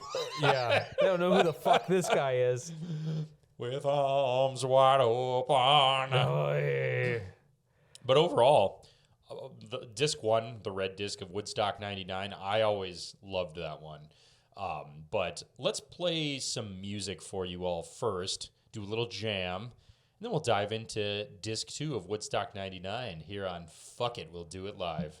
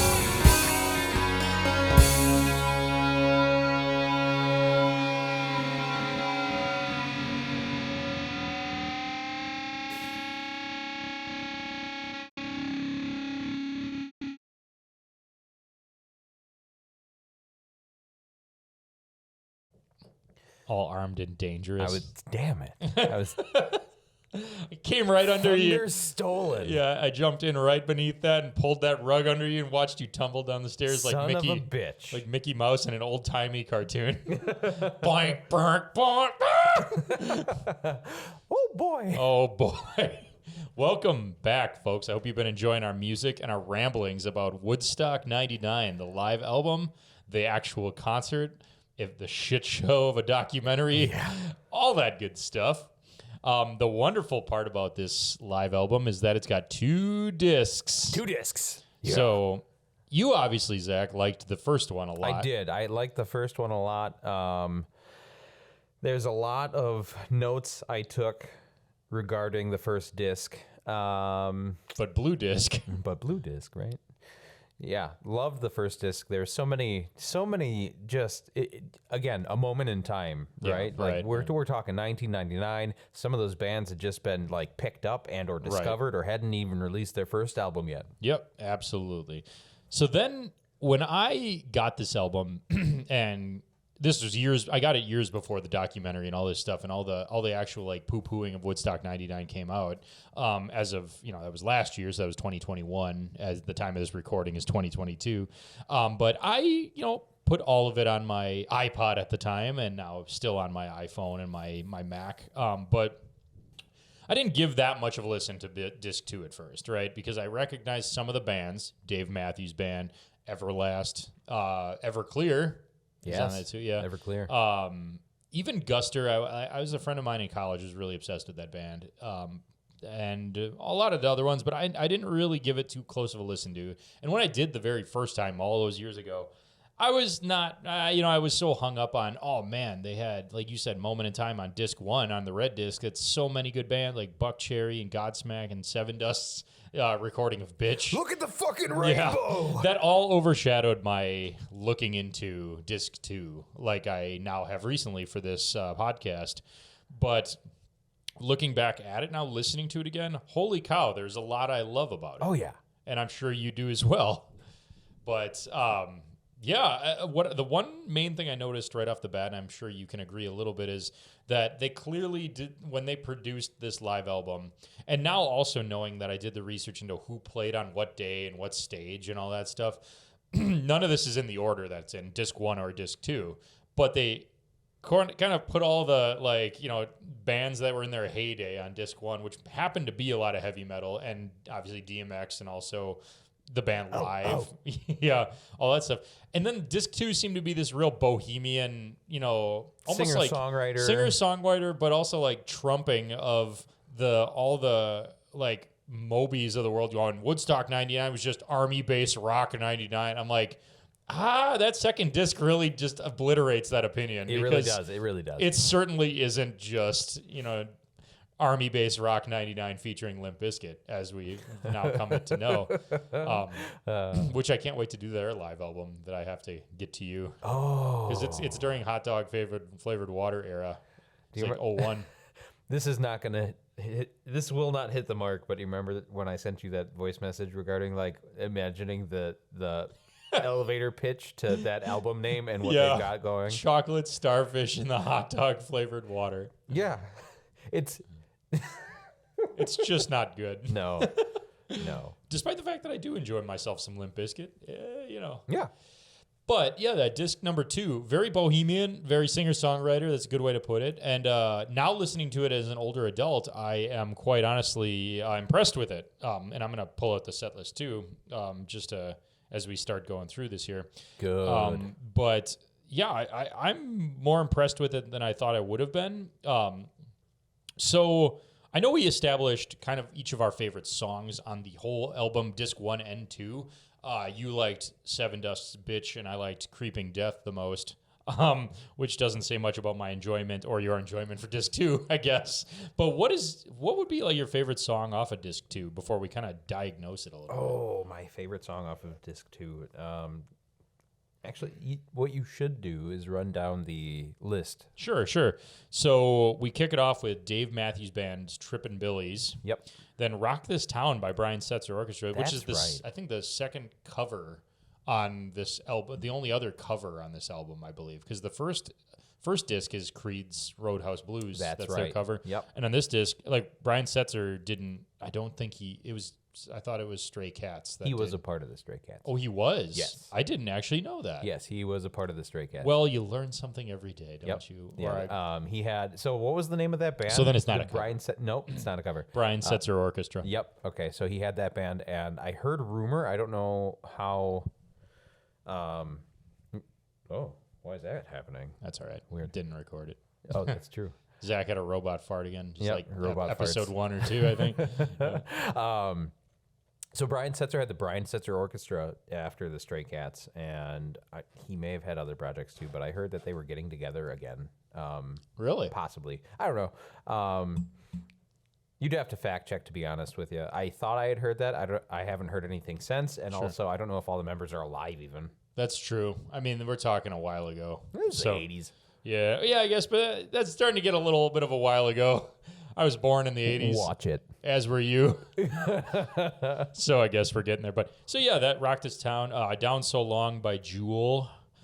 Ends by Everlast. Yes. Santa Monica by Everclear, which, just an interjection, I think that's the only song I don't like on this. Like that I can say I don't like on disc 2 is that one, just because I'm not a huge Everclear fan. Yeah. And I didn't like that song, especially when it came out. And I don't like it live either. But I mean, we're going to cover live albums on this show that I don't like anyways. That's just how things go, you know, that neither of us might like. I'm a fan. I like me some Everclear, not in large doses. Sure. I am talking about the micro band. doses. Yeah, micro doses of Everclear. But I mean, good song, good take. I guess nothing really notable.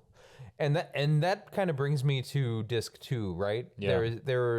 For me, it wasn't too notable regarding the how do I want to describe that?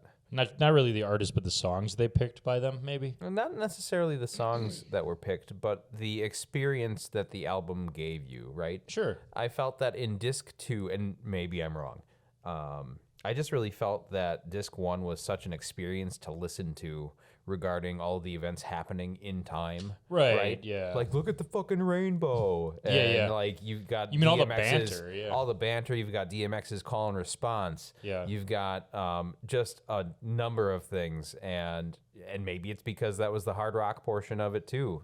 In the beginning was disc 1. It's more aggression. More aggression. More in your I don't know face that stuff. I don't think that necessarily has much to do with it, though. You know, if Alanis Morissette's on disc 2, right?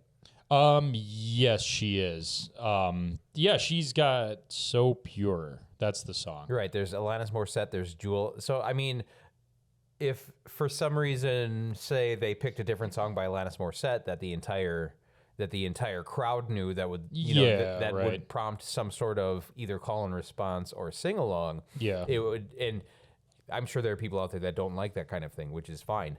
But I think for me, it would make it more of an experience. Like, oh, that's really cool. That is a really good part of the song. And our listener, or maybe listeners at this point, because I heard you spreading it around to friends and whatnot. But I think anybody who's listening doesn't know Zach as well as I to know that you're very much so an anthematic music guy. You like those chant parts. You like those crowd involvement parts, whether it's a band you're in or a show you're at. I could see how that would kind of be lost on you. Bust out the anthem by Good Charlotte. Yes. Throw your damn hands up or whatever. Yes.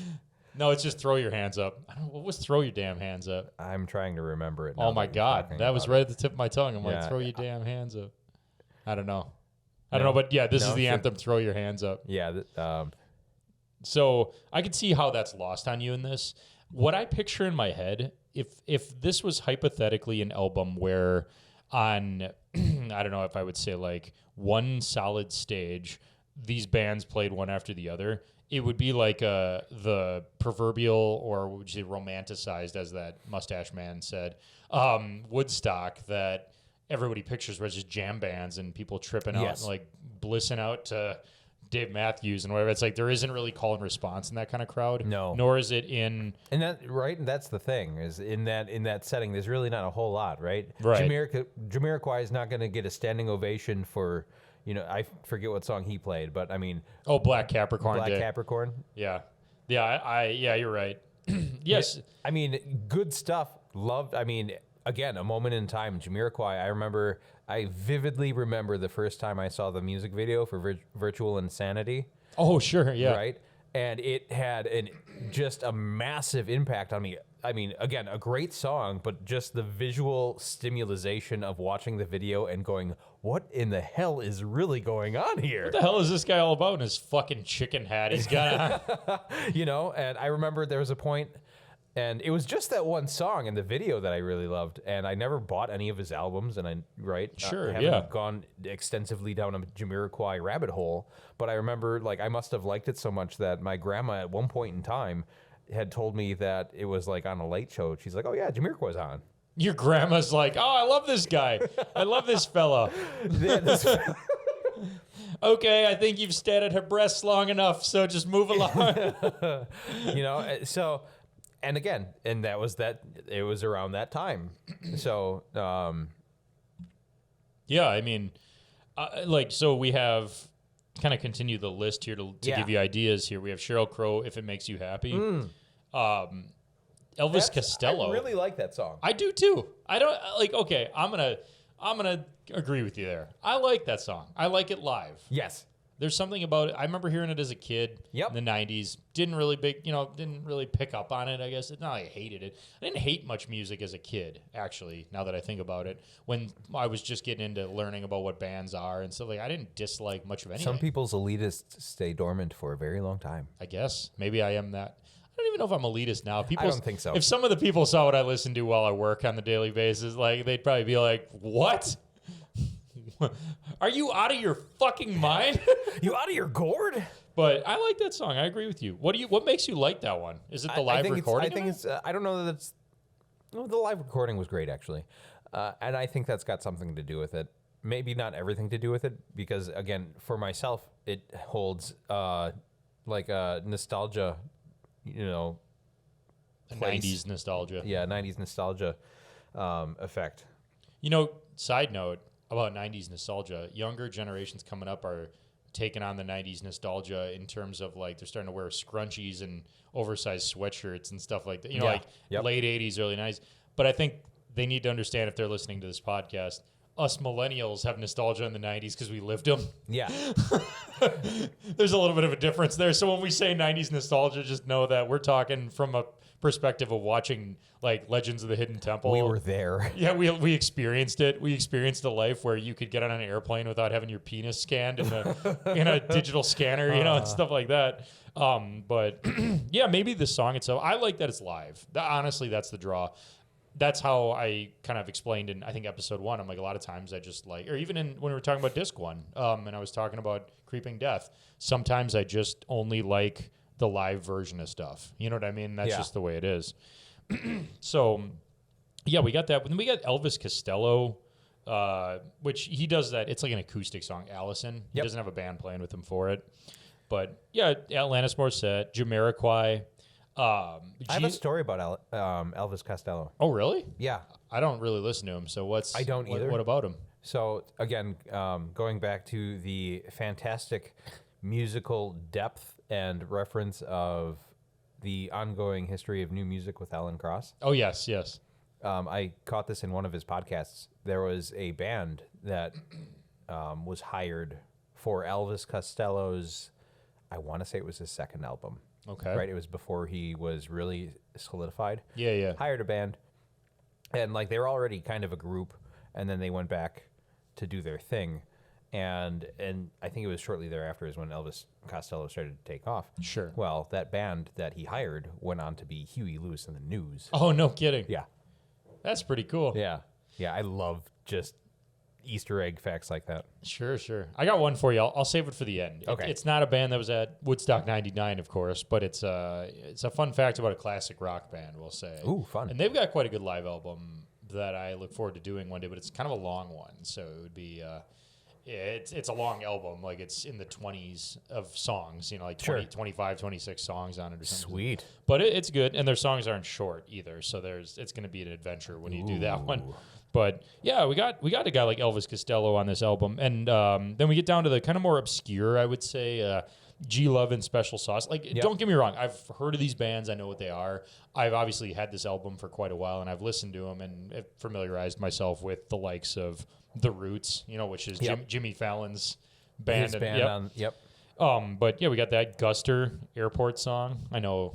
I really enjoyed that one because it's just that one part in the middle. It's very 90s, very driven, and there's like a and the reason it sticks out is because there's like a at the drive-in like moment in it when he's like. I forget what it's like. You'll be selling something at the airport. At the airport, and dead stop, and like right back into it. I loved it. I was like, "Whoa, what am I listening to?" That's fucking cool. But when you told me that, I actually maybe just because I know you well, I saw that comment. I was like, I figured as such that you would like that song. Yeah. I'm like, I don't know why. And I'm gonna get to this in a second on like things that I think about this album, but. They play bongos or djembes or whatever, for their percussion in that song. Yep. I don't know that the band Guster just does that. I'm pretty sure they don't. I'm sure they've got, a drummer, all that stuff. Not a big follower of Guster, but just the fact that they highlighted that song on here. And also, go back to Elvis Costello, totally acoustic performance by him. Yep. Right?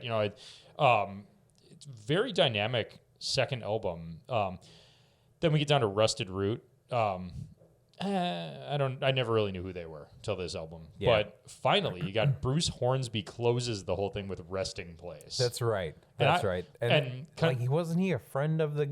Yeah, John Shear. John Shear, yeah. Conversely to the interlude in disc 1 where he's like, hey guys, yeah. whoa. Whoa, Nelly. I think if nobody listens to this live album, we're the only two that get this inside joke. Hey guys, whoa. He starts it with saying, his friend got to perform, and it's Bruce Hornsby. Yep. And I like that guy, Yeah. I think it was so... With that list and with having listened to the second album a few times, again, Sheryl Crow, If It Makes You Happy, great song. Sure. Enjoyed that. Favorite song on album 2? It would have to be... the go-to would be Everlast Ends. Really? That would be the Like, that's the surface. Yeah. Right. Okay, That's sure. the face value. Like, oh yeah, like Everlast and like late 90s. I remember, actually, I think that song also got fair amount of radio play too. Yeah, I think, in hindsight, I think I know that. I don't know that I was listening to the stations that he would have been on at that age when I was in 5th grade. You would have been probably because you were getting into middle school at that point. But I was at the end of grade school, and I think still in my early discovery of what music meant to me at that point. Which ironically, when we were talking about on our first episode, the live albums that made us kind of thing. Yep. And I was talking about how we each discovered music and being in a band and all that stuff. This is the era when that was happening. Yep, exactly. When I was discovering instruments and I was thinking of playing drums and joining the school band and all that stuff. So I don't know that at that point I would have been listening to stations that would have had Everlast on it because I doubt they played it on pop top 40s. You know what I mean? Like, yeah. I think it took a while for me to but even... they did. Like, are you talking like local stations? Yeah, in local Wisconsin stations here? in Wisconsin. Yeah, like 99 The Mix and stuff like that. I don't know about 99 The Mix because my mom always had that on. When I was like in grade school and she was driving us around. So that's the thing, right? That was also around the time I was spending a lot of time up north, where radio stations were different, and like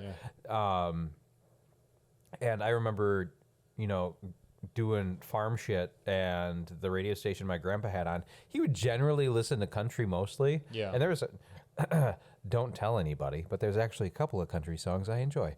But moving on. There's country albums I enjoy, Zach. Oh. Live ones, of course, and maybe one of which I'll pull out sooner than later. But and so it wasn't all the time. Fun fact, and way off topic, but I remember listening to Linkin Park also. Sure. with my grandfather. Yeah. And so he needed his deck restained. Okay. I restained the deck. And in return, I got Linkin Park's Reanimation. Nice. Yeah. And so we listened to it, and he actually enjoyed it. Surprising. Yeah. Yeah, he goes, yeah, I like this. And so, like, at the time, it wasn't off-putting. Sure, You know, and I didn't even think twice about it. It's like, oh, cool. Grandpa likes it. It's I will say this, it's more off-putting in hearing a grandparent like something you like, because that's like 2 generations removed, you know, from Right. It's a lot less surprising when I found out my mom likes Evanescence and my dad likes Mudvayne. Sure. You know what I mean? And my dad actually likes some Jay-Z songs, and my dad is not a rap guy. Let's leave it at that. Yeah. As you can imagine, yours is not either, probably. Yeah, well, see, so I burned him a copy of the disc, and he kept it. I don't know if he actually listened to it or not. Sure, But, yeah. like, he kept it, He yeah. kept it, and he had it for a long time, and I think it's still up north. And so anyway, the radio stations that we would listen to, like we're talking on regular circulation at that point in time, again, late 90s, was Everlast. And on the same station, in regular circulation at the time, again, late 90s, was Named by Goo Goo Dolls on the same station. Sure. And it was very, the Fastball. The Way. And Out of My Head. Oh, yeah. Yeah. I always forget that one, but I know how to play that one, so. Yeah, same. Yeah.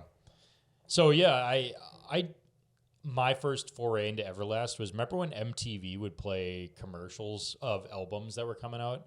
It was Whitey Ford Sings the Blues. That's or whatever. right, Yeah. yes. And it was What It's Like. And I was like, oh, this What is It's kind of... Like, yep. And even me at the time, big into metal right off the bat. And I was like, getting to that age where I'm like, oh, and if it's not metal or punk, it's not cool. Right. I was like, well, this guy's kind of like country rap. Yep. You know, and I was like... raspy and gritty. And I was trying to not like it because I was like, I don't really want to explain to people. Yes. You know, when you're in middle school, in our era at least, you know, for anybody who isn't in our era, you kind of wore on your sleeve what you listen to music-wise, because that was your identity in a lot of circles, and where I grew up especially. And I was really afraid to have to wear on my sleeve that I like Everlast, or I like something that maybe isn't heavy metal or hard rock or something that wasn't necessarily accepted. punk rock. Yeah, exactly. Socially acceptable. I don't mind that song. I like the verses. I don't like the chorus is kind of like falls flat. So I feel like the way that it was done, it's a little.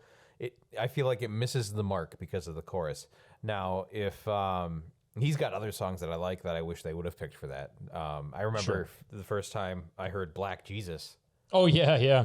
You know, so like he's got a number of other songs that would have done much better, I think, on a live recording. But like if that was the one they picked, good for them. Yeah, I mean, it was a hit. Like, definitely, it wasn't like an obscure song, right? Yeah, but I'd have to say, to answer your question, that we're minutes removed from now. No, it's all good. My favorite on album 2 is probably Guster. Really? Yeah. Okay, I could see that. I love Brian Setzer and his contribution to, Stray Cats, obviously. Right. His contribution in the form of playing guitar and. The Stray Cats. I just love that that rockabilly style. And, sure. Yeah. And so there's that too. I was going to go into a rabbit hole regarding. There is a a little known. I think he's considered psychobilly musician. Okay. Which is like rockabilly, but sure. On a different scale. I'm scared.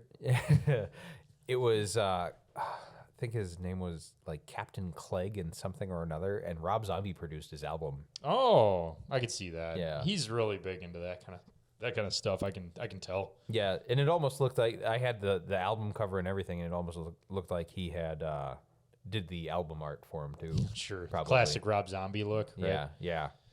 But anyway, I think my favorite on album 2 is definitely Guster, because it kind of threw me off with how much I enjoyed it. Again, Everlast was good. I love the Sheryl Crow song, If It Makes You Happy. Yeah. And again, that and part of that is because, again, a moment in time, and the nostalgic feeling for the 90s at the time, because and again, a lot of my connection to some of this music has a lot to do with my growing up at that point in time. Sure, absolutely. So like my when I was with my mother, and my mother, my grandmother, and I, and my sister would drive around, and like they'd do their shopping on the weekends and what have you. They'd generally have a station on with like Sheryl Crow and what the hell is the I forget her name, the sad dog woman. Sarah McLachlan. Surprised they didn't book her for this show. I was wondering. Flames just bursting into the air and in the arms. People flinging pretzels in slow motion over there. Yeah, Sarah McLachlan. Lord of the Flies. So, and so a lot of that, there was that, and then there was Sheryl Crow also the one that sung Bitch? No, that was somebody Melissa else. something. And my wife likes that. I'm a bitch. Yep, that's the one. Yeah, she was a one-hit wonder. It wasn't Alanis Morissette. I always get that confused with she Sheryl sounds Crow. like the cliche 90s female alt singer. I'll Google it. But right. my wife knows that song. My wife loves that song, actually. Yeah, it's a good song. Let me see. I remember, again, growing up, music videos were a prime staple in Meredith Brooks. Yeah, prime staple in my upbringings. I vividly remember. So I don't know. I can't compare, my mornings to other people's mornings before school, but I know, so my dad has always worked second shift, always. So he'd get up and make sure that we got ready for school, and then shuffled us off to the bus. And my dad as well. And so while we waited, after we were ready, he'd have MTV on. Sure. Right. Yeah. So then playing music videos, and so there are memorable moments where I seen some videos for the first time, and it continued as I was growing up.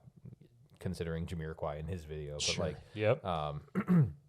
seeing the videos for the first time and never having heard the song before really had also another effect too. Sure, yeah. And that was the only way you could get them back then. Yeah, well, exactly. You didn't have YouTube. What the fuck is YouTube? And so, and I vividly remember songs like "Bitch" and, by Meredith Brooks. Yeah. And don't want to get confused with Sevendust. No. Speaking of the album we're talking about. Right. And another one, the first time I had heard this song was also having seen the video for it, but actually in both cases, The Memory Remains by Metallica. Yeah. As well as King Nothing by Metallica. Definitely in my top 5 Metallica songs. King Nothing. Sure. I like that one too. That was pretty good. Fun fact.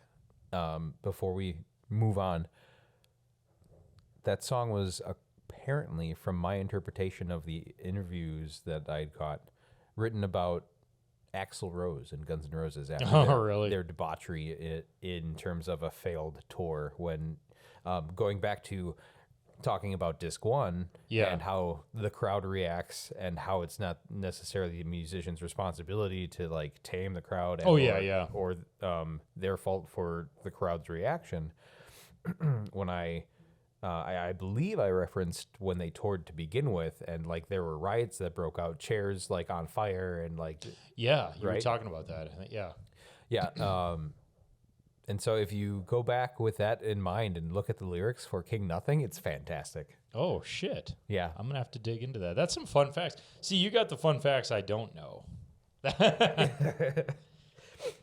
Well, I what look about at you? So here's kind of my thoughts, I guess. Not just my favorite song, but also general thoughts about disc 2. So not a lot of the bands that are on disc 2 were talked about, discussed, or referenced whatsoever in the documentary, right? Yeah, really. Sheryl Crow was shitting on white men, basically. That's right. Jewel was kind of an impartial party. Okay, first of all, Jewel's a cutie. I didn't realize that. I'm going to throw that out there. Oh, man. Sorry to my wife. Sorry to sound misogynistic, I guess, to Moby, but she's a very pretty girl. I say that not in disbelief. I say that because I don't think her music has been painting pictures in my head forever, and I've never really. I'm not a big follower of her, so I can't say I've ever seen her just sitting somewhere talking about something. You know what I mean? So, but she was very impartial with her opinions about how this show goes. When they showed her performing, she's performing on day 3, I think it was already like the shit had hit the fan and it was just waiting to go up in flames, as so to speak. Yes. But she had said, she's like, she could just tell, the crowd was kind of unhappy, and it was like, I got to find a way to win the crowd over, that sort of thing. So she wasn't as forward as like the little snippet they had from Sheryl Crow saying, I'm white and middle class and I don't know why I'm angry, like a very snarky way she put it. But, other than those two, and even, let's see, a little bit of Dave Matthews, which I just remembered what I wanted to say. His little snippet in the documentary was, yes. Sometimes there's an abundance of things and sometimes there's a lack. And today there's an abundance of titties. Yes. He was in it just for that. But everything else, and Jamiroquai, right? And just Alanis Morissette performing. They showed her performing on day 2 on the documentary and mentioned that, like, they got Alanis Morissette opening for, what was the lineup? Limp Bizkit, Rage Against the Machine, and Metallica. Like buckets of rage. Buckets and buckets of aggression. Following, it's like rain. Oh, man. So, but a lot of these nobody, I don't want to say nobodies, a lot of these more unknown. How dare you? Yeah, I actually agree. How dare me indeed, because these are actually really talented musicians. I love this disc now. But ones that were unbeknownst to myself at the time were not really featured in the documentary, not really highlighted. Like, especially ones like Elvis Costello, Bruce Hornsby, Rusted Root, the Chemical Brothers, which I believe they probably took from the DJ stage, the one that Moby was on, right? Yep. There's an absence of Moby on this album. I'm okay with that. No. Imagine that. But Everclear, Everlast, Brian Setzer, all this stuff. None of them, they didn't highlight that they ever played at it. Nope. Yeah. And I wonder how much of the documentary, so was the documentary and the live album put out in tandem, or... The documentary wasn't, but I question, the whole concert was a pay-per-view. So it was live on TV. For folks folks who are way too young listening to this, especially if you're below 18 even listening to this, go to bed, it's bedtime. But pay-per-view was like, I don't know how you'd explain that. Like live streaming where you pay extra to stream something live on YouTube now or something like that. I mean, it's the same concept. It was just on TV. It was just on TV. You just pay extra for an extra channel. You didn't have the series of tubes that was called the internet. No, yes. The tube wasn't yours yet. Yeah, the tube was not yours. But I think they probably sold that as a... I guess I've never really looked into it. They probably sold it as a DVD. I think that in part 1. And this was probably an album that came with it. You know what I mean? Or something like that. Or this was probably an album that was also released with it. But this documentary... I want to find out what year the album was released. Yeah, it should have been... It was probably 2000. Because if this was summer of 99, I would venture a guess they released everything probably around Christmas or... that was kind of a thing, at the time. Like some big event happens in early fall, and they've made DVDs and albums around it and stuff. They probably release it during Christmas to get your copy of Woodstock '99 today for $19.99. Some bullshit like Y2K thing, right? But yeah, they didn't really highlight in the documentary. Going back to that, a lot of the bands and whatnot, like at least half of them on here. And they highlighted almost all the bands on the first disc. You know what I mean? In the documentary. So to me, that's one of those, like, where I said I love to hate that documentary. That's one of those moments where I'm like, it's aggravating because they used all the bands that you're remembering and I'm remembering, my generation liked, as fuel to shit on that class of people, I feel like. And then you got this album, which I would ordinarily probably look at like, who gives a shit based on what I listen to. And I absolutely love it. My favorite song on it, if you're asking... If someone were to ask that, honestly, I would have to say the one I've spun the most on this when I just kind of hop around is Black Capricorn Day by Jamiroquai. Really? I like the live sound of it. I grew up, when I was first learning drums, I was practicing a ton to Chad Smith and Brad Wilk of Rage Against the Machine. And that's got a lot of funk infusion in it. And I still to this day can tell I play like that once in a while. Like when I really like just jam with somebody, I go straight to funk beats that I learned when I was like in 6th grade or 7th grade. And I think maybe that's just a little bit tickling my funky bone. But I don't personally follow Jamiroquai, but I love that song on this album. It's between that and definitely Resting Place by Bruce Hornsby, because I like Bruce Hornsby. Yeah. One of his songs brings me right back to pre-plague times when I got married in Lake Tahoe. And we were on the dinner cruise. Yeah, you were there. It was a party. It was a blast. You had quite a hangover the next day before the day of our wedding. The day of your wedding. That's another story.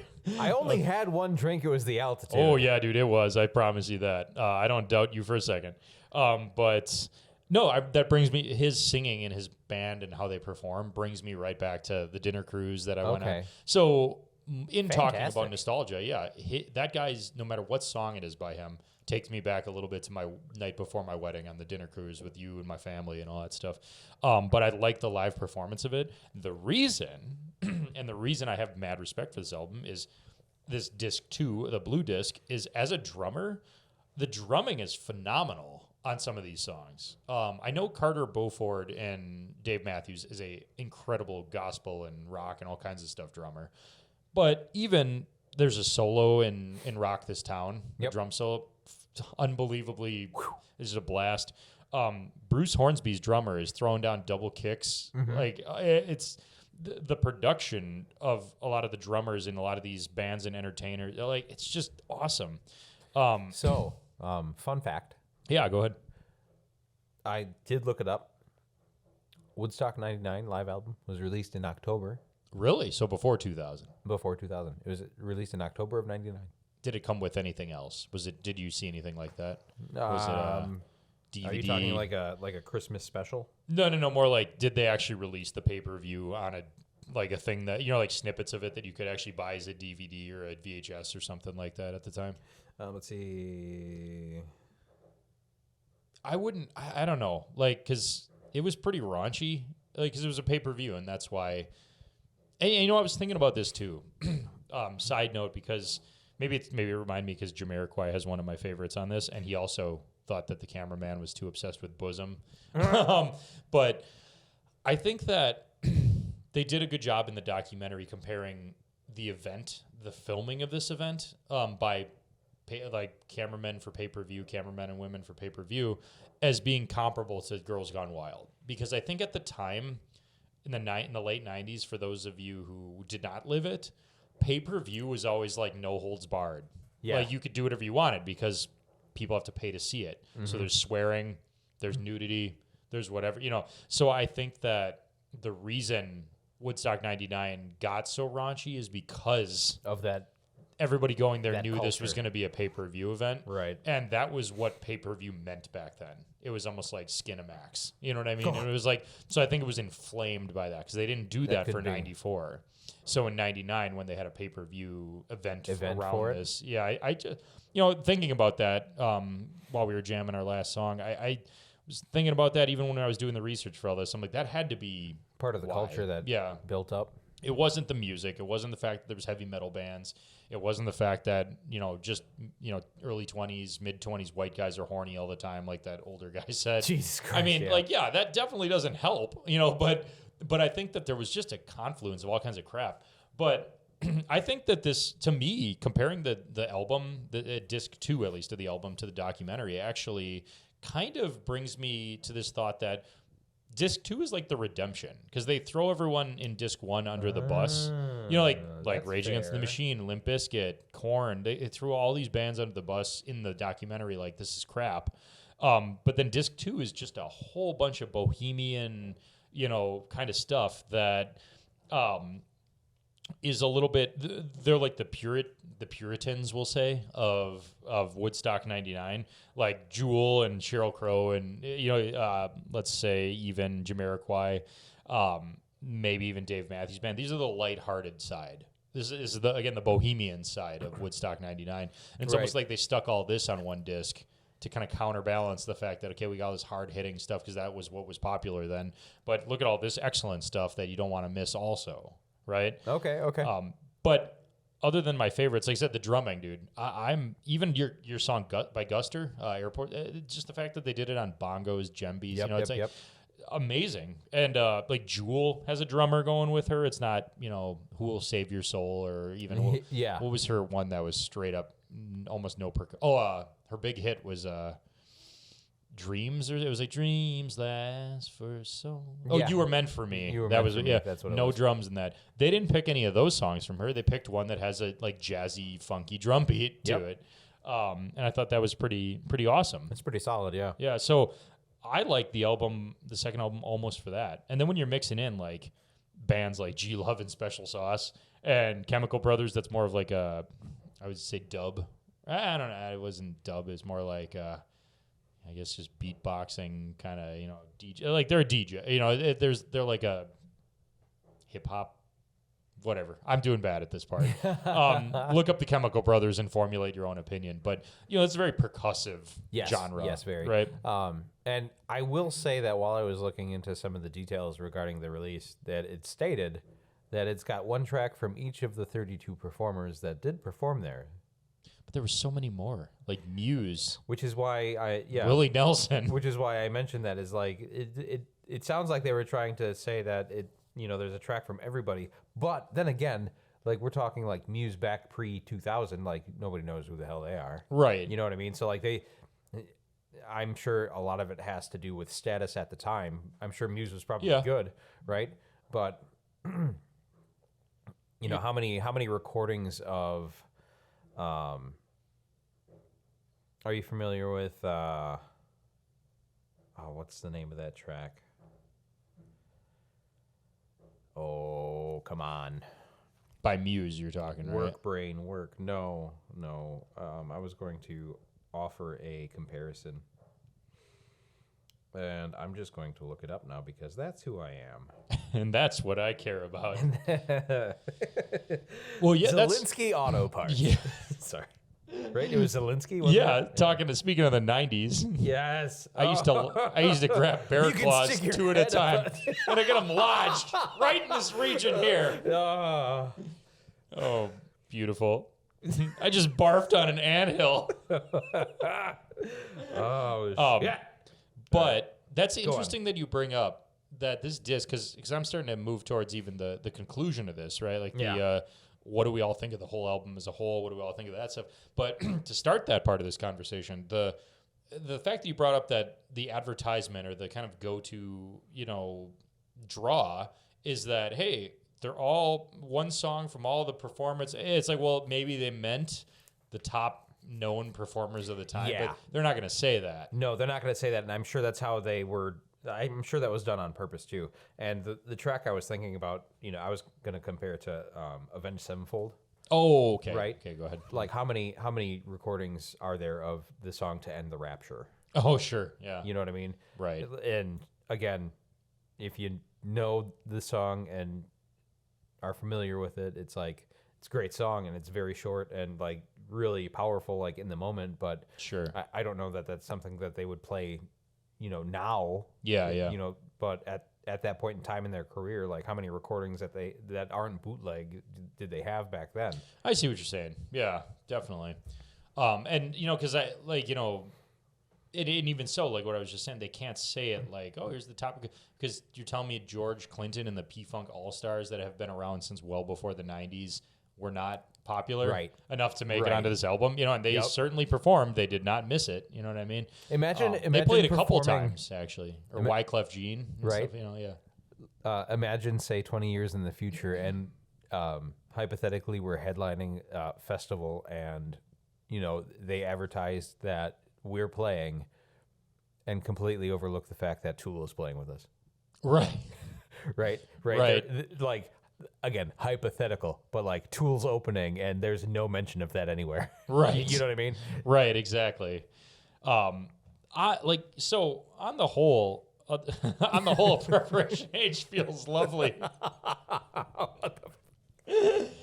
I can't say on the whole without thinking Austin Powers immediately. Yes. Again, speaking of the early 2000s at that point. That was around, 2001 or summer 2002. But overall... I love Michael Myers. Yes. The whole album... Wait, I've got to stop you. No, go ahead. I was up north just this last weekend and spent some time with my grandpa, and everybody... I had surprised him and, just shown up. I had the day off on Friday. Sure. And when I'm up there, I sleep on the couch. Sure. More comfy. And so I left the TV on, and there was Stephen Colbert came on. Okay. And Michael Myers was his guest. Sure. And he was talking about his new show on Netflix. I forget what the name of it is. Yeah. But apparently it's pretty funny. And they had noted that this was the 30th anniversary of Wayne's World. Wow. Yeah. 30 years. 30th anniversary of Wayne's World. And he went on to express remembering that skit and the feeling it had, and how like working with the group that put that skit together felt. And he had stated in that time frame that skit followed an in memoriam section of SNL. Okay. And like he alluded, he's like, does that mean we're gonna go down too? Beautiful. Yes. Love Michael Myers. Anyway. No, it's all good. So overall, though, the disc 1 and disc 2, how do you feel about the whole entire concept? I've got a big burning question for the very finale of this in just a minute or two. But overall, not even yet. How do you feel about the album itself? You know, the recordings, this snapshot in time of, I don't know, someone my niece's age picking this up, going, "What was '99 all about?" How do you feel about that? I love that question because I'm curious as to what the thought process was in determining what songs went where. Yeah. Because again, being in bands, right? There's a flow to things. There's not even just in set lists, but writing songs. You've got the rise and fall. You've got you're building up tension, and then the release of tension, which plays into parts of songs. Sorry about that. But that being said, you know, if you take that into effect compare that to what the album is, it's like you've got all of this tension building music on the first disc, and then disc 2 is like mellowing out. The come down off of cocaine. Sure. You know what I mean? Yeah. Like you've got, good no, songs. I don't directly know what you mean. I don't know from a personal experience, but you've got all of this. You've got all of this energy. You've got all of this. If you watch if you watch the documentary, you've got all of this aggression. Sorry, Zach's sweating coolant right now. So, pairing with my robot farts. Yes. You've got all of this aggression and all of this tension and all of the buildup and energy, and you go to disc 2, and if that's what you're into, if that's what you like, and you really don't, if you're not I don't want to say a well-rounded listener, but if you don't enjoy the other side of that coin, sure. Like as a whole, just kind of like you did for a little while, you're going to write off disc 2. Yeah, absolutely. You know, and so if I looked at the entire album, I would be confused as to why somebody would do that, because you've got, again, and that's just how I did it, because I would generally in the past, like in bands with Rob, right? Yeah. Not necessarily like, say, the metal bands or anything, but in past bands, I would generally write the set list, and then, Rob would come in and say, well, let's do this here, that, there. Sure, yeah. And there really wasn't a whole lot of correction to the flow that I had set out. Yeah. Right? Mm-hmm. Unless Rob had some sort of specific request, like, hey, let's do this. But Sure. like generally after a time, you get a feel for what's what. And after doing it so many times, even if you don't write the songs, you've put a mix together before. Yeah, absolutely. So you're not going to listen to. I don't have a good example, but you know where I'm going to go, right? Yeah. You're not going to pair. You're not going to pair Slipknot's "Wait and Bleed" next to Jules' "Who Will Save Your Soul." Right? Like, yeah. that's just not like it doesn't make sense. In what Yeah. the go up and come down is like too rapid. Yeah. Yeah.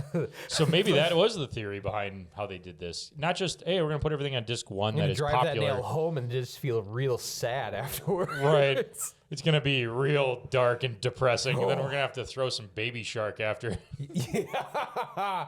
that meme I Oh my sent God. you. Can you imagine? Yeah. Can you imagine a mixtape that like goes like from death metal to Jewel to Baby Shark to fucking Everclear, then back up to, I don't know, like DMX, and then Oh, man. and then to Cannibal Corpse. And then on to Sarah McLachlan to polish it off with "I Will Remember You."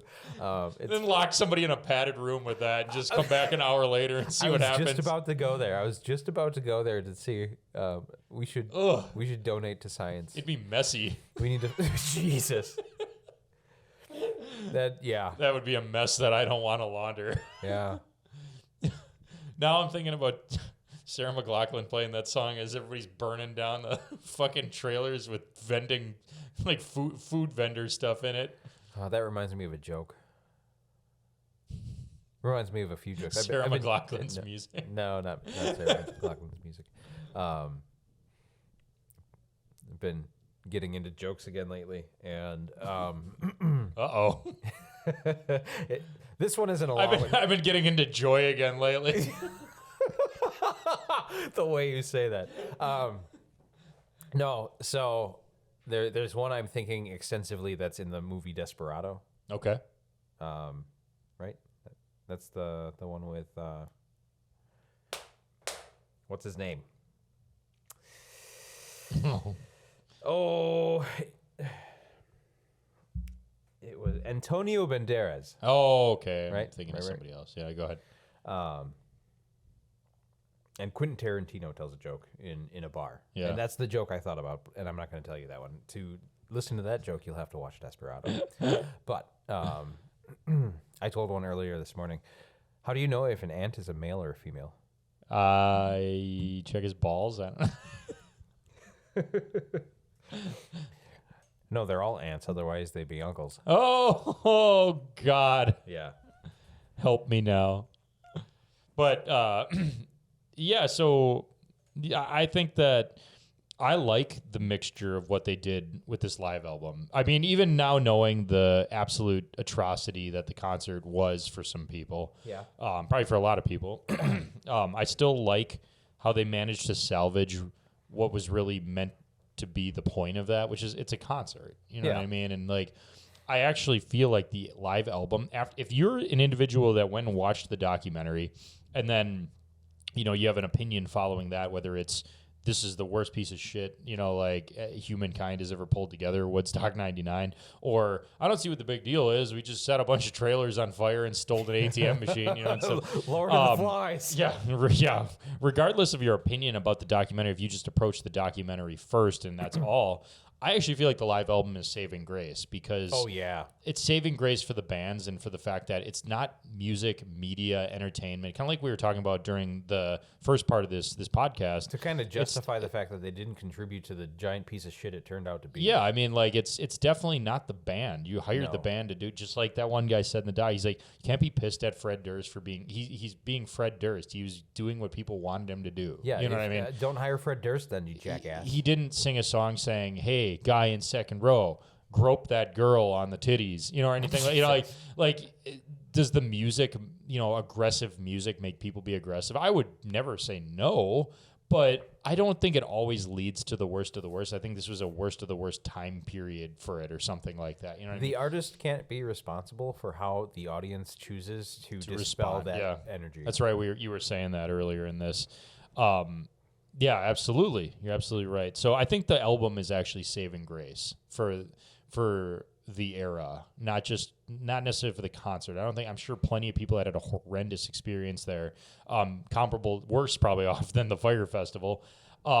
They won't listen to this and remember it as a happy time no matter how hard they try. Yeah. But I think that what this is a saving grace for is maybe the bands, even the Bohemian ones on disc 2, that it wasn't a complete loss. Yeah, it wasn't a complete loss. You got some phenomenal recordings for things from it, and what many generation coming forward might just hear it as a concert. they're not going to hear it as a riot or Right. as a festival of, sexual assault or anything like that. And not to say that it should be forgotten that that's what it was. I wonder if that's where Fred Durst got the idea for that album name. Chocolate starfish and the hot dog flavored water. They were all swimming in shit. It very well could have been. I mean, that album came out about a year and a half, I would say, after the actual concert of Woodstock '99. See, that kind of stuff really sticks with you. I don't know, man.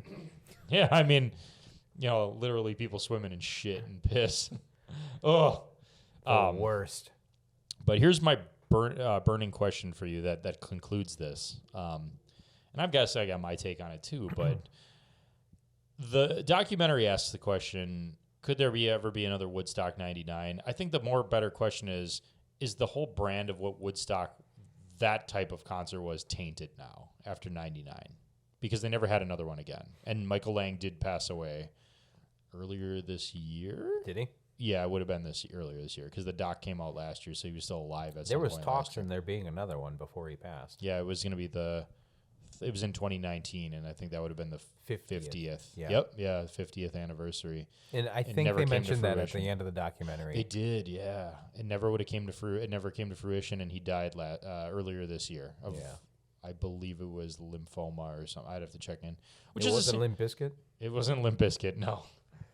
But do you think that any of his next of kin, or even John Shear, who's still alive, would ever try to pull together another very well choreographed music fest with still the name Woodstock, or do you think that's just dead now? Just dead now? That's a good question. All right.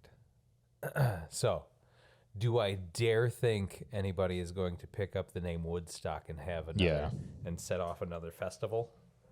Mainly because of the name. Mainly because of the name. Is it dead now? I think it would take a lot of work. I think it could be done. It'd have to be done right. And there would have to be a lot more thought put into it than obviously what happened in 99. Sure. Right. I think there are a lot of examples in terms of a recall and or almost like a rebranding, right? Yeah. Right? Or a reboot. Yep. Right? I think it would have to be done right. I think it would obviously take a lot of effort to be done well. I think it could be done, and it could be done in a way that even it could be rebranded as like a callback to its roots, and like say even distinguishing the purpose to be like to undo what 99 did. I think that I agree with you. That's the only way. Because what I think is similar to, I actually thoroughly agree and align with the woman from Spin Magazine. I think it was in the documentary, the blonde woman. Yep. When she had said, if you really dig into the original Woodstock, like it was a mess. They had to medevac supplies in. Somebody died. All that's, I think it was just one or two people died. Comparatively to Woodstock 99, where a good amount of people got really sick and, heat stroke and a guy died, all that atrocious stuff. Regular Woodstock, it was like overdoses. I don't think a lot of people died from them. They just got really sick. Somebody did, but not in the great scheme of how many people showed up and dropped acid. That was totally unhinged. They dodged a bullet, just like that girl said. I think that the documentary brought to light that Woodstock, other than even 94, had shit show points where it was raining and very well could have lightninged, or there could have been lightning out and could have killed someone, that sort of thing. Yeah. I think the nature of Woodstock from 69 to 94 to 99 is all kind of rooted in this kind of like liberating yourself from the man. And I think if I learned anything from the documentary, that's not possible with a music fest. It's not functional with a music. Like, you can't really liberate yourself from the man, because the man gives you plumbing. The man gives you you food and water and easy access to it. The man does not let you swim in shit. The man does not let sexual assault happen. The man, I think that I can agree with that. So I think that Woodstock already still exists. It's Coachella and it's Summerfest and it's that's what it should have been. That's what everybody wants, is they're nice and organized. I get a free bottle of water, VIP parking, and I get to go check out Kendrick Lamar, or I get to check out the Offspring, or I get to check out whoever on these controlled stages that have a lot of security officers and a lot of stuff and shelter away from the heat, and it's not on an deserted Air Force base that's full of concrete and asphalt and stuff. I'm really not worried about getting lost and or dying along the way. Yeah, exactly, right? I'm not worried about taking bad acid unless I willingly am looking for it or something like that. Right. I think of when you and I and my wife and Gary and all of them went up to Rock USA in pre-plague in 2019. They had a campsite there too, and it fucking poured after Marilyn Manson that one night, and they canceled Rob Zombie. Motherfucker. I knew somebody. It was actually one of my students that fall at one of the colleges I teach at, lecture at. She went to it and camped, and she said, "Yeah, it was a mess. It was an absolute mess from camp, in the camp area, because it just poured out." I think it's all about. And I want to say this: the Woodstock '99 is an exception. That was exceptionally bad, right? It was a riot. I don't know. I think it's all about things, perspective in terms of your creature comforts, right? Now that we're talking about it, right? So we brought Rock USA into the fold, right? Yeah, right. So there, something you actually lived through, right? Right. Yeah. Right. Now, again, my experience was minimal compared to those who were, say, camping. Right? Yeah, right. Our experience was that I think Ann drove, right? Ann drove us out there. Ann and I met you out there. You drove up there too, but that day we rode to the festival. Oh yeah, that day that it rained, but where we got USA. out of there before it rained. Yeah, that was Ann's car. Yeah, So my experience was not only we saw Marilyn Manson. Yeah. And Rob Zombie was canceled, and it just opened up. Yeah, right? The rain. But bless you. Still shaking off Rockfest, Rock USA. Yeah, right. But my experience was I was in the back of the car for as long as it took us to get out of the parking lot. Right. There's so many things that go unthought of and unseen, right? Because people don't anticipate. Yep. Right. Yeah. Who could have anticipated that for the second year in a row that Rob Zombie was going to get canceled because of the weather? Right. You know what I mean? Right. Yeah. And then, to go a step further with personal experiences, go on and talk about incarceration. Well, yeah. And some of the oversight there. Oh, you mean the Uber situation? Yeah, the Uber situation. So, so there's things that go unseen and that kind of fly under the radar in terms of concerns, because I don't think people in those positions think about the small percentage of chance that something extraordinary can happen.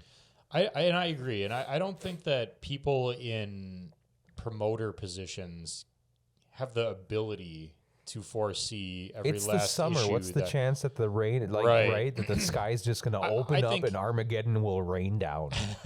I think that, when you start really diagnosing what could go wrong as a promoter, you start really getting down to a point where it's how specific are we going to get? What are you going to do? Hand everyone ponchos? What are you going to, that's, what else are you going to do? What can you do? You can't stop an act of God. You know what I mean? You can't. And that sort of thing. If we're going to go to the extent of preventing things and or preparing for things, what you can do is, provide adequate, guides for parking lots. Oh yeah, there's plenty. There's plenty of things that you can do. Informing your guests that Mansfield, Ohio, only has one Uber driver, per capita. So we drove out to Ohio, parked in the city parking lot. Yeah, it's downtown Mansfield, right? Yeah, downtown Mansfield, and we got an Uber, and the Uber had to drop us off a mile away from the actual gate. From the actual gate. because there was unbeknownst no to him, traffic. it seemed like. Yeah. He had no idea probably. And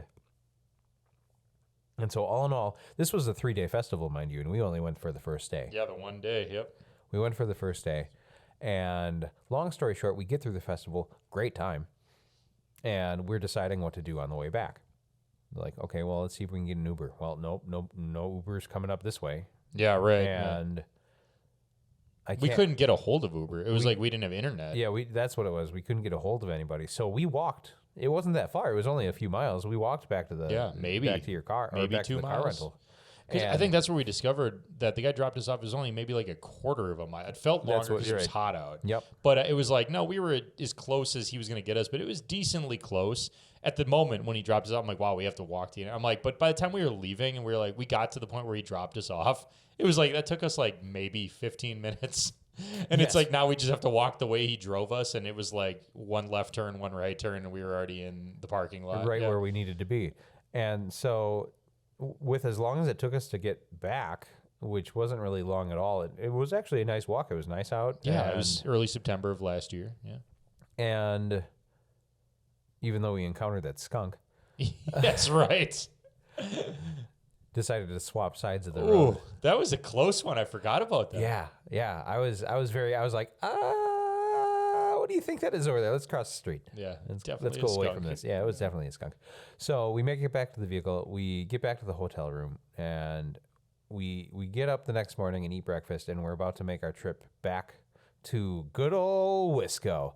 And Brad over here is checking the situation on Instagram. Yeah. Why don't you go ahead and tell our... Actually, now that I think about it, I did that at night. So we walked back to the car. Yeah.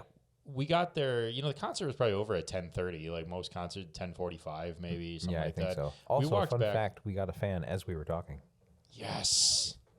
Welcome, fan. Let's fly you out from wherever you are to my basement and have you on the show.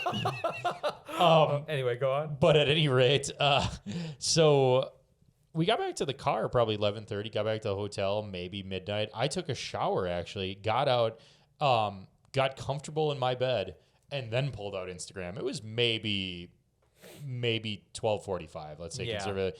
And I saw the posts about Slipknot, and I was actually flipping through those because there was some cool pictures of the band and all that stuff. And below it were the comments saying, I'm still in the fucking parking lot. And mind you, Zach and I were contemplating driving to the parking lot, just biting the bullet, buying a parking pass that morning. You could drive to the parking lot, but then there was also public transport. Like there was some sort of transportation for the campers and people staying out there too. Yes, that's right, because there was a campsite and everything too. There were people in the parking lot to the minute of me looking at that comfy in my was it Bucyrus, Ohio hotel room bed, looking at that, and Zach was in the other across the room in his bed, and I was like, dude, there is apparently still people waiting in the parking lot to get the fuck out. And I'm like, we walked 2 miles back to my car, drove 20 minutes back to the hotel. I got to shower, and I'm comfortable in bed, ready to go Betty by. And there's people like sitting there sweating their beanbag off, waiting for the bus or I don't know. Some shit. Waiting for whatever. Parking lot to file out. Waiting for some hope that will never come. Yeah. They might still be there. I don't really know. I was just going to say that. Can we confirm or deny? Somebody call us in, call into us and tell us, is there still people waiting to get back from day one of incarceration? Of last year. Of last fall. But you're right. Like going back to Woodstock, like I think there's a level of tolerance with everywhere. It's like, I guess it's just about perspective. Like, maybe like, you and I and Ann for Rock USA, when it started pouring and Zombie got canceled, we were kind of bummed about it. That's our perspective. We're already upset that we didn't get to see Rob Zombie, and now we're sitting in the car waiting to get out of the parking lot. Of course we're going to look at it like this was a shit show and blah, blah, blah. And maybe that one moment might take away the fact that we had catered food for 2 days. We were in VIP. We had an air-conditioned tent to sit in 95-degree weather or whatever it was. That's true. I mean, we had seats if we wanted to. It was actually an all-around good show. Yeah. We had some great Breaking Benjamin was phenomenal. I think Manson was good. In this moment was great. I Prevail was there. I Prevail was awesome. Yeah, you went in this moment. Yeah, fantastic. Ann and Gary went and saw Bad Wolves because they're into that band, and we got food during that. It was phenomenal food. all sullied by what we missed Rob Zombie and had to sit in the car for a little too long. But that's the point. It's like there's a difference, and I agree. There's a difference between the absolute atrocity that was probably Woodstock '99's planning for the time, especially from the '90s, right. And something like we experience at either Incarceration or Rock USA, or I might experience at Rockfest in a month or so to see Mudvayne. Like it could be. It's all about perspective. Yep.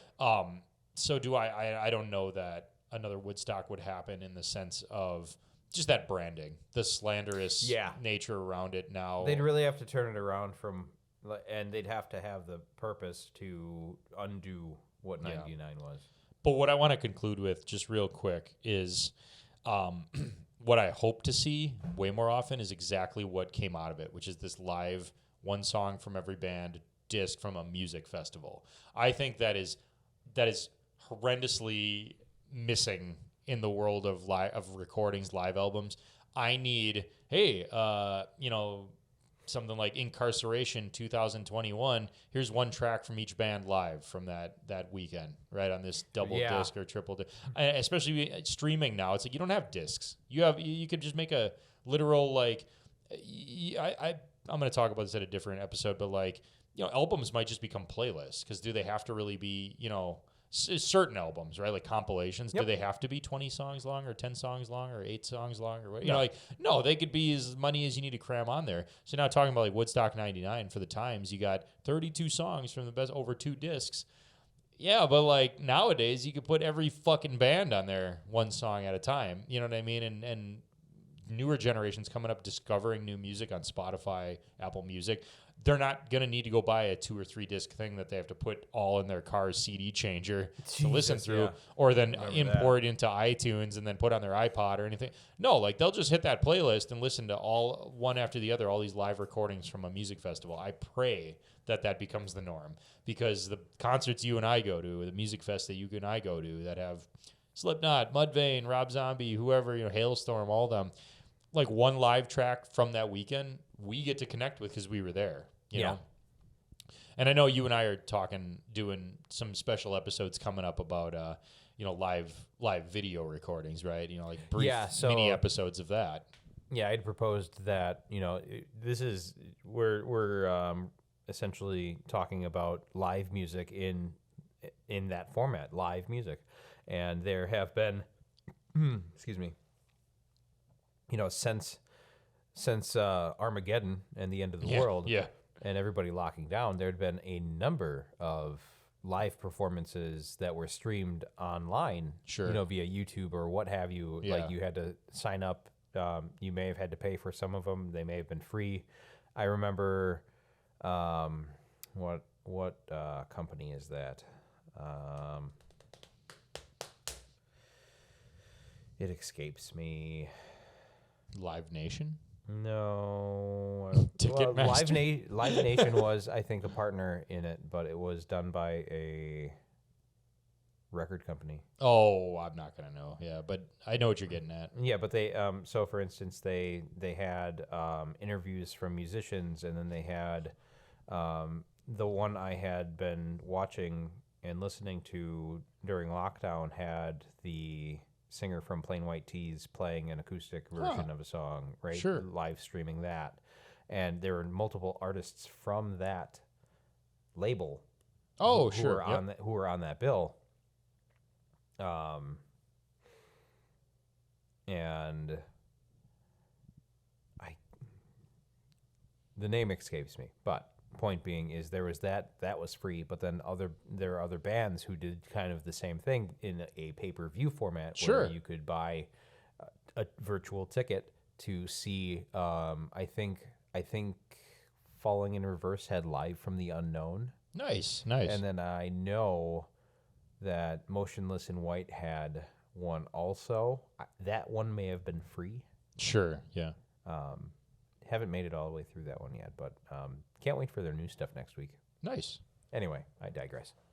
Yeah, so we're talking like looking at maybe doing little mini episodes about live video recordings, but that's what I mean. Like I think that all I want out of those like live captures of Ice Nine Kills at Incarceration is like How about we just have one song from every band on a giant demo playlist, live recording from every band? Like, think of the Incarceration, like The Who, and The Who.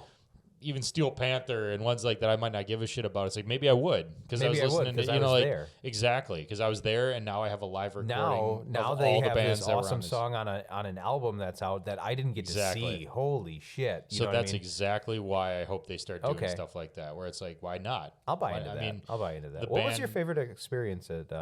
Since we're talking about live music and shows and what have you, And live music festivals like Woodstock, you mean? Yeah, yep. What was your favorite experience of Incarceration? I would have to say, I mean, I know you and I saw Ice Nine Kills, The Who, and Slipknot. That's really what we were there for. Yeah. I would have to say Slipknot because I had never seen them before. Okay. And so getting to see them live for the first time after all these years of being a fan was pretty memorable. Ice Nine Kills is definitely right up there, almost pretty much tied with that, because when we first got there, we got a good seat. We had delicious turkey legs. Yes. And they sound amazing live. And I know I have their live album. I know we're going to do an episode on that. But I swear to God, like, I wasn't expecting them to sound that good live. I thought that I was going into it a little bit assuming their live album was probably a little heavily produced, but no, it wasn't. They're that good live. So I would say that. But all right. That's what I got for you.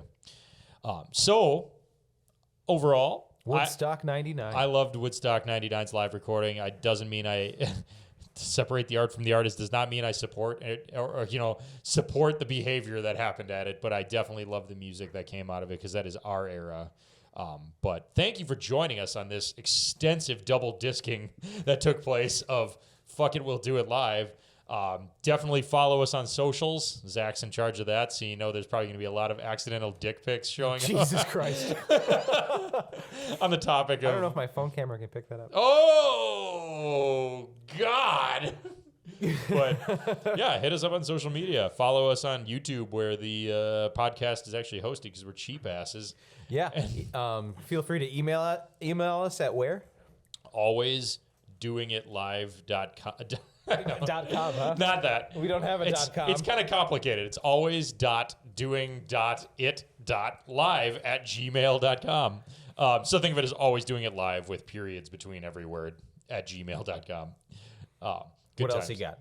That's all I got. That's all you got. That's all I got. So thank you guys for listening to this episode of Fuck It, We'll Do It Live. Yeah, thanks for coming. Check you later.